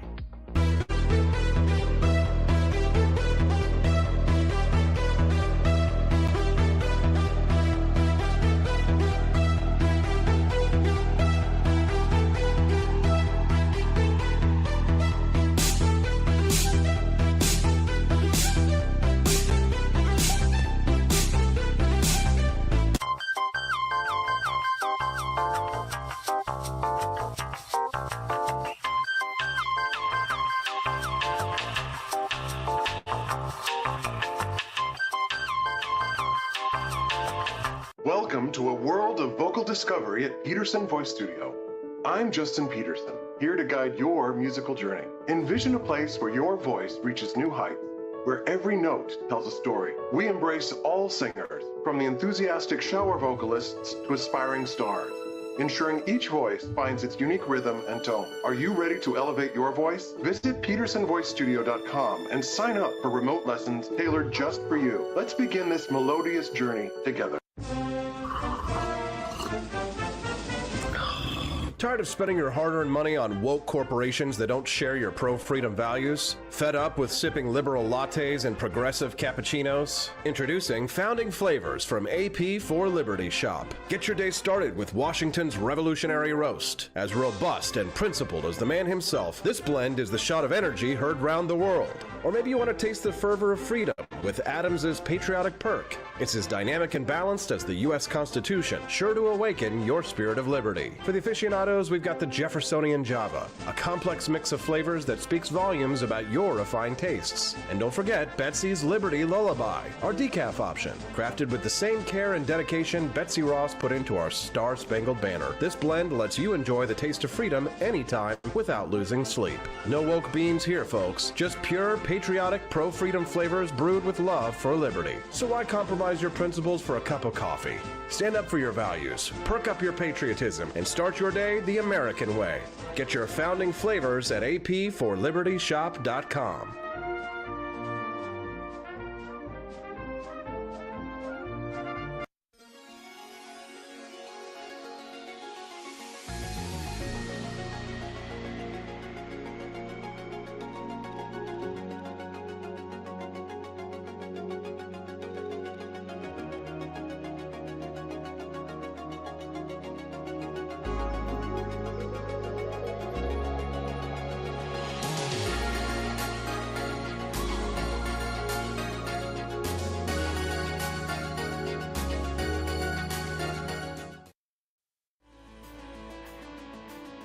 This sucks. Everything sucks. Content sucks. I'm so black-pilled. Good morning, I guess. Welcome to the Wake Up America show.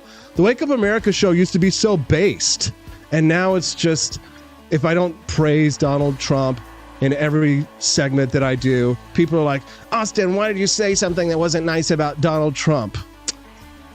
What? I can't criticize or call J.D. Vance fat or his wife Indian? What? I can't take this literal Jew and literally burn them in a concentration camp? You're going to be mad about that? Just kidding, folks. It's a lampoon. I'm white-pilled. I'm Austin Peterson. It's the Wake Up America show. I'm in a great mood, and no Jews will be put in any ovens on this show. I think we can all appreciate that. Long live the master race. Daniela Pensac joining us live this morning on the Wake Up America show. Host of Culturama, coming soon to the For Liberty Network. Hello, Daniela. Hello, Austin. Thank you for having me again on Thirsty Thursdays. This morning, I'm excited to dive into the topics here. Glad to have you, Daniela. We've got a couple of big stories we're going to talk about with you. Before we do, I just kind of want to segue into this. I mean, you're the culture queen. When it comes to topics like Nick Fuentes and online influencers, he's out there kind of, I won't say shilling for Kamala Harris, but I am seeing more and more, and this is kind of like even an addendum to this topic to an extent, Nick Fuentes, how does he kind of get away with operating the way that he's operated and not be a Fed to some, not be an asset Yeah. in some ways? You know what? I still am thinking he is a Fed, but say he isn't. It's still plausible, right? He has cultivated a very dedicated fan base. I would say almost cult-like. I'm not saying it is a cult, but it's very cult-like. And so I am not surprised that he can get away with saying virtually anything. And, you know, even if he shills for Kamala, you know, he's shilling for a Indian woman for president. So for someone like Nick Fuentes, that's rather strange. But you know, at this point, I think he can say virtually anything and get away with it, and he has in the past. So I'm not surprised. His fan base is though very, very particular, I would say, compared to anyone other figure online. Interesting, Daniela. So it seems as if the Groypers are really sort of feeling left out these days. But thankfully, Tucker Carlson interviewed a historian the other day who really gave them some wind in their sails and took a lot of shots at Winston Churchill, if you noticed. Yeah, I have noticed that discourse on Twitter, yes. They really enjoyed that one. And then Candace Owens is out pushing the whole, we nuke Nagasaki to incinerate the Catholics who were there in Nagasaki. Yeah, you do see a lot of conservative figureheads, people like you mentioned, Candace Owens, coming out and trying to, I guess, pose these like alternative viewpoints that hasn't been, I would say, appropriate in mainstream politics for quite some time. So they're trying to like pose these alternative viewpoints, which I suppose is healthy for discourse. But I also kind of see it as like a way for them to try to get their name out there. Like Candace, she left Daily Wire, right? Or they fired her. I don't remember the situation exactly. Yeah. But so like I can see why she's going to try to come out and say things like dinosaurs weren't real or whatever that she said about that. So what you had mentioned. So there is a lot of grift, especially in the right wing right now, but as it is in politics in general.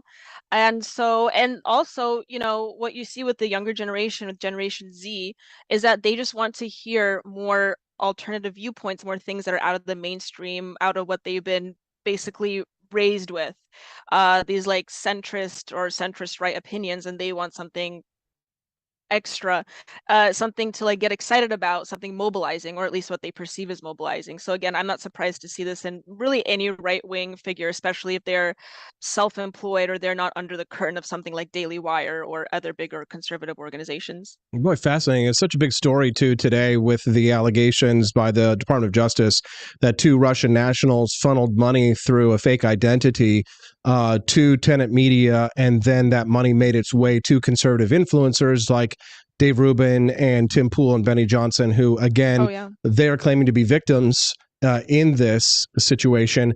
And then, but I think it's not questioned that the money did come through and make its way to them, which if they were defrauded in such a way, I mean, God bless, please defraud me in such a way. Just kidding. Just kidding. I would obviously not sell out my country, but when you see things like that happen, it does lead one to question why, do some of these influencers or some of these people, do they really even hold these opinions?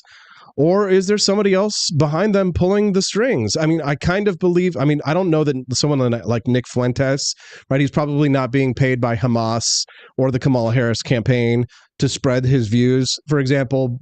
I mean, intelligently, if they were smart, they would be doing that because it's very good, for the left to be able to point at someone like Fuentes and tar Trump with that brush, considering he sat down and ate with them.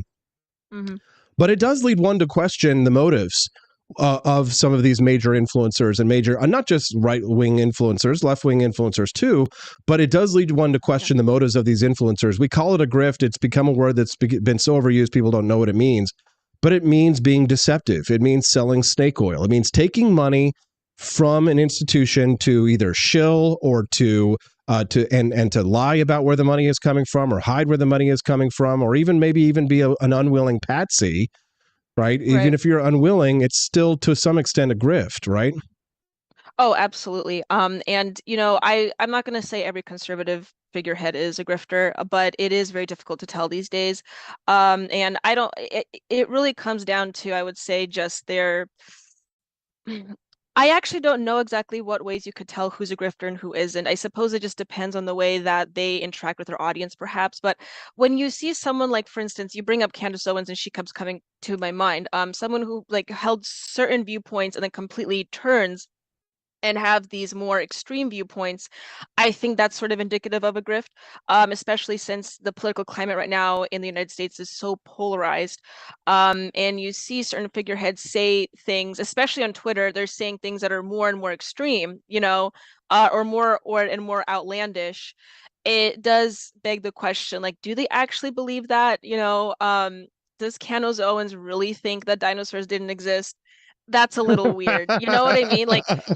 People like her are saying these things that just, first of all, there's no reason to even talk about. You know what I'm saying? They're saying these things just to get attention. Evolution is fake. Dinosaurs weren't real. Exactly. It's like the evidence was planted there by Satan. Well, the funny thing is, Daniela, is I'm a little older than you, and I actually remember as a little kid growing up in the 80s, and I would go to tent revivals and things. And there were a sizable contingent of people who absolutely believe that the dinosaurs were faked, and there's actually a whole museum dedicated to it. I'm not sure if it's in Tennessee or somewhere else, but it's like Noah's Ark. Like the creationist Ken museum. Ham's museum. Yeah. Right. Yeah. So there's an audience I really for want that. to go to that. Yeah. Me too. But that just goes to show there's an audience for those ideas, right? And those people, of course there are. Those people, they feel besieged, right? They feel that their faith is being attacked, that the underpinning of their faith is being attacked.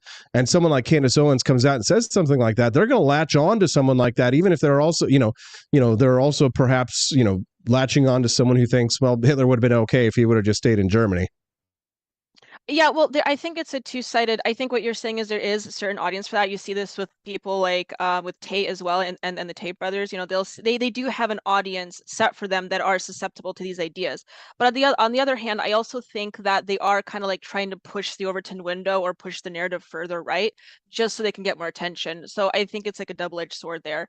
But yeah, there's always going to be audience for anything like that. Absolutely. That's incredible. I mean, I love that POV, Danielle, and that's why I have given you a regular time slot here on the Wake Up America show. Very insightful commentary. And that's why we're working together for your new podcast, Culturama, which you can already follow over at Rumble. For those, somebody actually asked me the other day, can I go ahead and subscribe to her Rumble and support the show to get it on its feet? Yeah, you can. Yes, please. Yes, please do. Andy Opperman just went over to the4libertyshop.com to support us and bought himself a Ronald Reagan Liberty Buddha, actually. So now I got to fire up. I'm glad I put a bunch of 3D printers away last night. I'm glad I didn't put them all away. So now I got to get that 3D printer hooked up. We're excited about that project. Let's talk about that. Shelve it for now. We'll talk about it a little bit later, Daniela, because I want to talk to you about Barron Trump. Front page news when this kid shows up at NYU. Other presidents' children will get attention. and will be the subjects of exposés. But Barron Trump really has what seems to be a special shine to him and his own audience of fans that dwarfs what I've ever seen for any other child of a president. Why the intense, not scrutiny, perhaps that's coming, but why the intense focus on Barron Trump? What's with the meme love affair, the memers love affair with Barron Trump? Why is he so popular, and how did he become so popular with people online? Right. Well, it's hard to ignore someone who's 6'7", first of all, especially as young as him. Good point, yes. But yeah, I think there's many elements. It's a constellation of reasons why Barron Trump why people are enamored with him. I think a large part, and this is obvious, is that he is Trump's son. I mean, Trump is like a very popular figure in the United States, in case people haven't noticed. So clearly that will like bleed over to his son. Right, but Barron is an aesthetic.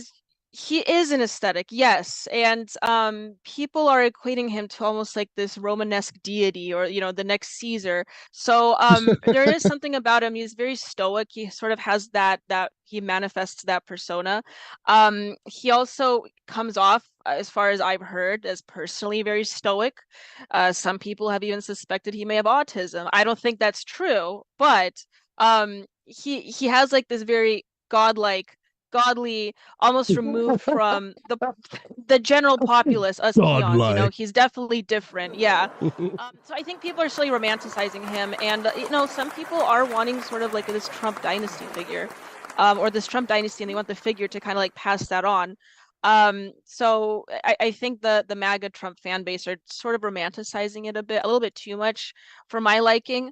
But as Trump has mentioned, that Barron does want to be an involved figure in politics onward into his career, and he does actually Trump said that he does give suggestions to his father. So we never know. Maybe Barron will be more involved in politics, and he may even run for president one day. He may even have a great chance of winning if he does. But as far as we're concerned, as far as we know, he is attending the college, New York University for business. He's attending their Stern School of Business. But yeah, he'll get his business degree, and he might very well get more involved in politics and pass that mantle along. What's interesting is that pulling up all of his memes right now over on X.com. I have to be careful because X allows nudity, and I'm trying, like, there's like a not completely nude Hunter Biden right next to him. But I think it kind of speaks to Gen Z's desire for young heroes on the right, and there actually is kind of a lack of what I might consider to be good role models, young role models for young political activists on the right to look up to. Because at the moment, if you get online, who are you seeing that are the young people that have the biggest voices? It's people like Nick Fuentes and others who aren't exactly people that you want your kids to be modeled after. Whereas Barron Trump really does seem to be, with that stoic attitude of his, really does seem to be more of a positive role model. Right, and time will tell how front-facing he'll be as well. Barron Trump, he does seem to be a little bit removed. I think it's just because he's been so protected from the public. He just hasn't had a chance to get his face out there. Really, in the future, he may very well do so. But it is unfortunate, and you're right, that we don't see a lot of young people kind of embodying this anymore. And frankly, I mean, there's a couple reasons for that, and I think the major one is that the political institution is pushing away young people. You still have these boomers that are like maintaining their positions of power and authority, and this happens nationwide. This also happens locally if people get involved in politics. I'm involved in local politics, and I see it happen in my own backyard. You have these older folks that just do not want to release their power, and then you also see this with the presidency as well. I mean, we had a guy that had to drop out of running because he's so old. Where are these young people? JD Vance is like, at least one of the younger ones that we have that are involved in this race. But like, it's quite unfortunate, and it is frankly, I think, due to the boomer problem. Only time can solve that issue. But hopefully, yeah, Barron and people like Barron, at least Barron has a connection to, get his face out there and be more involved in politics. But we do need to have that more inviting presence for the young people. But everyone says that, everyone believes that. I just don't know why it's not being done. Now, the reason they don't do it, of course, is because because they don't vote in very large numbers. That too, as well. Yeah. Thank you to Robbie and Andy Opperman. Robbie made a $50 donation to the show. Thank you, Robbie. That's very helpful. I just bought a new camera this week, and I'm sending Daniela her own camera as well for her new show. So a lot of expenses have been piling up, and I'm grateful for all of this financial support. If you'd like to support Culturama to help us get it on its feet, it should be coming late October. Hopefully, we'll get it in time out there for the election, but we'll see. But if you'd like to support Daniela's new show, Culturama, you can find it right here on rumble.com/Culturama. So make sure that you head over there after the show's over and give that page a follow. That's where she will be streaming her show as well, just like the Wake Up America show, but just at different times. Last topic before we let you go here, Daniela, the Caitlin Clark effect. This might be the only time or one of the only times that I talk about the WNBA because they're so irrelevant typically that it wouldn't cross my desk. But when I saw that Charles Barkley was talking about the phenom Caitlin Clark, it caught my attention. He said they cannot have effed this Caitlin Clark thing up any worse if they tried. So she is this young female basketball player, makes it in the WNBA, and brings a ton of attention, ton of interest, ton of money and eyeballs to the sport, which is what they so desperately need. But it seems like a lot of the women and the biggest fans of the WNBA aren't fans of her. What is the story, and why is Charles Barkley upset at what's happening to Caitlin Clark? What's happening to her? Well, what we've seen with Caitlin Clark, you're right, is completely irrelevant. The Women's National Basketball Association, they've been playing for empty stadiums for quite a while. It's this year that viewership has raised 156% from last year. So, people say this is largely due to Caitlin Clark and her performance playing basketball because she is so good. She's only 22 years old, and it's phenomenal what she's doing. But some of the other female players are acting a little jealous and a little petty, per Charles Barkley's words. A little. There's a video. I mean, there's videos of them pushing her across the court, like these women, and petty jealousy seems to be the main reason. They're outright like harassing her because she is successful, she is exceptional in what she does, and some people are drawing attention to it. She is white.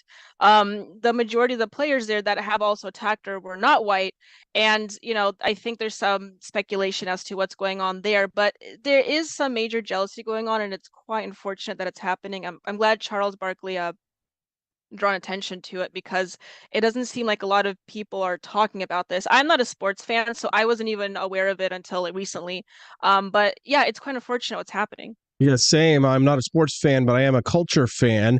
And it seems as if the culture of the WNBA is rather discriminatory. I can imagine that if there were a black woman who was getting this kind of mistreatment, that there would be parades, there would be pins, there would be buttons. If someone was violent to a black woman in such a way as they are to Caitlin Clark, I would imagine that we would not be just casually mentioning such a thing on a podcast like this. Exactly. Certainly more attention needs to be drawn to this because you're right. If she was a minority, this would be major news. People would be kind of rioting in the streets, honestly, if you flip the races around. And it's really sad to see in our society that we're like putting up with this. And again, I'm really glad that Charles Barkley's someone with some platform. He's a sports analyst. He has a voice to at least draw attention to it. I'm glad he's calling them out. And it's not, but it's not just the race. It's not just the race thing here, because on some level, what we're seeing is inter-female rivalry, and this is Charles Barkley is sort of identifying here, right? It's he's more focused on the fact that these women and their jealousies of one another cause them to go to great lengths to destroy her. Because of jealous inter-female competition. It's fascinating how differently men and women compete. Men, we compete openly, in front of each other's faces, but women, the way that they compete one another is very backstabbing. It's very dastardly, isn't it? Yes, men will typically engage in more direct conflict, and women have this method where it's more subversive. They will ostracize the other or what they perceive as the other. In the videos that I saw, they did the woman that did engage her were a little direct, in my opinion. I mean, in one of them, I forgot the basketball player's name, but she outright like shoved her across the. It was actually incredible to see how far that Caitlyn was thrown across the court. But yes, women will be more subversive in their attempts at attacking other women. It's very backstabby, and in some ways I would say more brutal than what men do. In many ways, it is, right? I'd rather know who I'm competing with Exactly. and have a fair shot at it than have somebody stab me in the back. Daniela, these are great conversations. These kinds of conversations are going to be what you're going to be talking about on your new show, Culturama, right here on Rumble at rumble.com/Culturama. Thank you to everyone for all your financial support to help us get it on the way, because this camera equipment is expensive, but we got some nice new lights on Daniela, as you can see, and we're all delighted to see what she's going to look like on her new show. Where else can people follow you online, Daniela? Pensac Daniela is my handle for Twitter. Follow me there. I'm most active there. Also follow me on Locals as well on the For Liberty Network. And yeah, if you are a reader, I also encourage my Substack as well. They're a little bit lengthy, but I write 2 articles a week. It's quite interesting, and I write more in depth about these cultural issues as well. And I read every single one of them. They're great. And if you enjoy reading, then definitely check out her Substack. Daniela, thanks for all you do. I guess if we want to interact with you directly, or if we have questions or we want to get in touch with you, we can do so over on the Locals page for the For Liberty Network, right? Yes, absolutely. That's where, if you want like direct contact, that's where you can reach me. forliberty.locals.com. Daniela Pensac, the host of Culturama, Thirsty Thursday Queen at 8:30 a.m. Central Time, but it's 2 hours earlier where she is, much earlier. Grateful for your time, Daniela. Have a wonderful day. Awesome. Thank you, Austin. Thank you very much. Let's give her one more round of applause. Daniela Pensac. And speaking of conservative influencers might be paid, Stephen Hayes writes, or a post from Politico, excuse me, not Stephen Hayes himself saying this, right? But posting the article from Politico written by one Jonathan Martin, who did some digging and says that the best possible outcome in November for the future of the Republican Party, some are saying, is for former President Donald Trump to lose, and lose soundly. GOP leaders won't tell you that on the record. I just did. There he is. Private GOP conversation. So maybe the shills are not the people who may or may not have received money through Russia. Maybe it's not. Maybe it's the never Trump neocons. Right? Maybe they're the paid shills too. First of all, question everything, even me. Check my facts, check my sources. Don't be afraid to say, hey, Austin, where did you learn that? Hey, Austin, where did you get that information? Because I got no problem backing it up. If I'm wrong, I'll change my mind. I will say I'm sorry. I will mea culpa. But I try not to be. I try to be as accurate as possible. I'm biased as hell. Right? I'm very much in favor of a certain worldview. I advance that worldview on this show, economic freedom and personal liberty. And that means that I'm biased. I have a point of view, but I'm going to tell you what my biases are. You're going to know where I'm coming from, and I'm going to try to report to you as accurately as possible, while also remembering that, you know, life's a game. We should also have a little bit of fun. The Wake Up America show. Thank you to guys for all your support. The financial support, the purchases at forlibertyshop.com that have come in. We really, really, really appreciate it, because the new equipment that's coming in and that's going out to all the new to the new shows and all these guys, it's just draining my bank account. So thank you again for your financial support, the contributions. It really means a lot. So do exit through the gift shop today. If you've been thinking about making a purchase at forlibertyshop.com, today's the day to do it. Head to forlibertyshop.com today. Help us to support the next wave of the revolution. I'm not getting offered any Russian money. Nobody's coming up to me and saying, hey, you need to support homos for Hamas, or gays for Gaza, or Jews for Palestine, or, you know, I'm not getting any of that, the big bucks, the $400,000 a month to support Vladimir Putin or Kim Jong-un or Xi Jinping, right? So they don't come around here and offer me $400,000 a month. I'm fully funded by people like you. So when I got to buy a $1,500 camera, it hurts. So every contribution that you can make helps. Go to the Grift Shop, forlibertyshop.com. Get yourself a nice t-shirt. It's Halloween season, guys. Go get yourself a really cool Halloween item. It's 10% off right now with the code PUMPKIN. And we'll see you guys here tomorrow for Freedom Family Friday on the Wake Up America show on the For Liberty Network. Love you guys. See you later. Enjoy the bonus content, by the way. Commander relieved of duty after embarrassing gaffe went viral. A Navy warship commander has been relieved of duty after an embarrassing gaffe went viral. The commander, Cameron Yest, was seen firing a rifle with its scope mounted backward in a photo. The image led to widespread ridicule on social media, prompting swift action from Navy officials. The San Diego Union Tribune reported Yast's removal from his position on Friday. The Navy stated that Yast was relieved due to a loss of confidence in his ability to command the guided missile destroyer. However, the statement did not provide further details on his replacement. In April, a photo posted on the Navy's social media showed Yast gripping a rifle with a backward scope, sparking online mockery. The military news outlet Stars and Stripes noted the Marine Corps took a jab at the Navy with a photo captioned "Clear Sight Picture."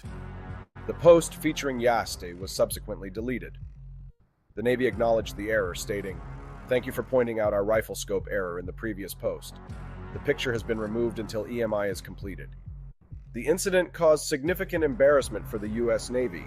The deleted post underscored the Navy's need to address such lapses publicly. Yast has been temporarily replaced by Captain Allison Christie, who is the Deputy Commodore of Destroyer Squadron 21. This squadron is part of the USS Abraham Lincoln Carrier Strike Group, also deployed in the Gulf of Oman. The USS John S. McCain is currently in the Middle East, amid rising tensions following the Hamas attack on Israel and Israel's subsequent operations in Gaza. The Pentagon has deployed carriers to the region as a precautionary measure. Military officials indicate the carriers are in place to assist Israel should it need to repel an attack from Iran or other adversaries. The carrier's presence showcases the U.S. Navy's preparedness in volatile situations. The USS Theodore Roosevelt serves as the flagship of a strike group that includes 3 Arleigh Burke-class destroyers. These $2 billion vessels are designed to protect the carrier from air, sea, and land threats. This strategic deployment highlights the vital role of these destroyers in shielding the Roosevelt. Such high-stakes operations underscore the importance of competent leadership aboard these vessels. The Navy's decision to relieve Yast reflects a commitment to maintaining operational excellence. Ensuring that all personnel adhere to strict standards is crucial for mission success. The Navy's swift action aims to restore confidence in its leadership. By replacing Yast, the Navy demonstrates its intolerance for errors that could undermine its missions.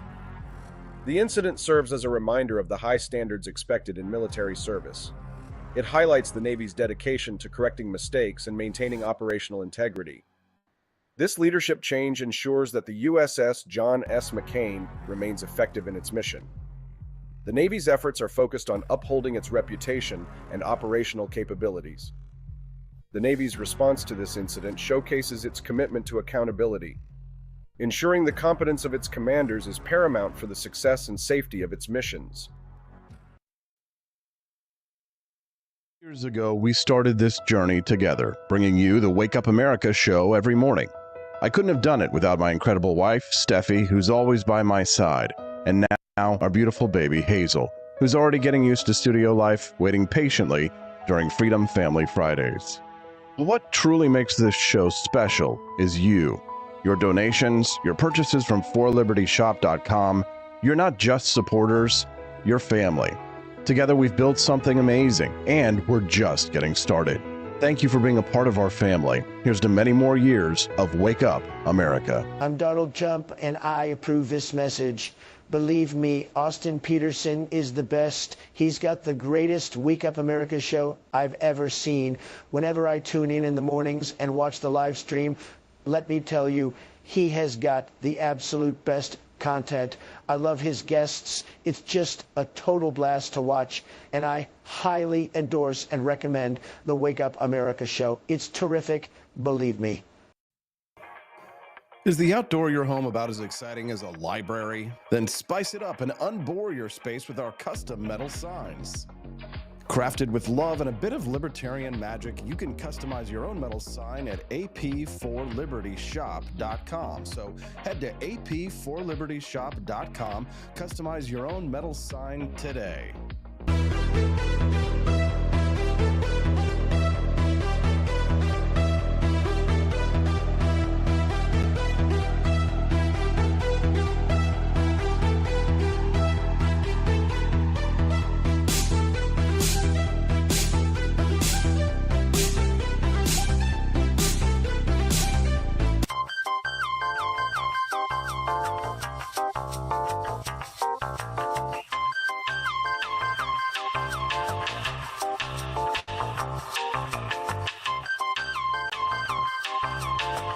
Welcome to a world of vocal discovery at Peterson Voice Studio. I'm Justin Peterson, here to guide your musical journey. Envision a place where your voice reaches new heights, where every note tells a story. We embrace all singers, from the enthusiastic shower vocalists to aspiring stars, ensuring each voice finds its unique rhythm and tone. Are you ready to elevate your voice? Visit petersonvoicestudio.com and sign up for remote lessons tailored just for you. Let's begin this melodious journey together. Tired of spending your hard-earned money on woke corporations that don't share your pro-freedom values? Fed up with sipping liberal lattes and progressive cappuccinos? Introducing Founding Flavors from AP4Liberty Shop. Get your day started with Washington's Revolutionary Roast. As robust and principled as the man himself, this blend is the shot of energy heard round the world.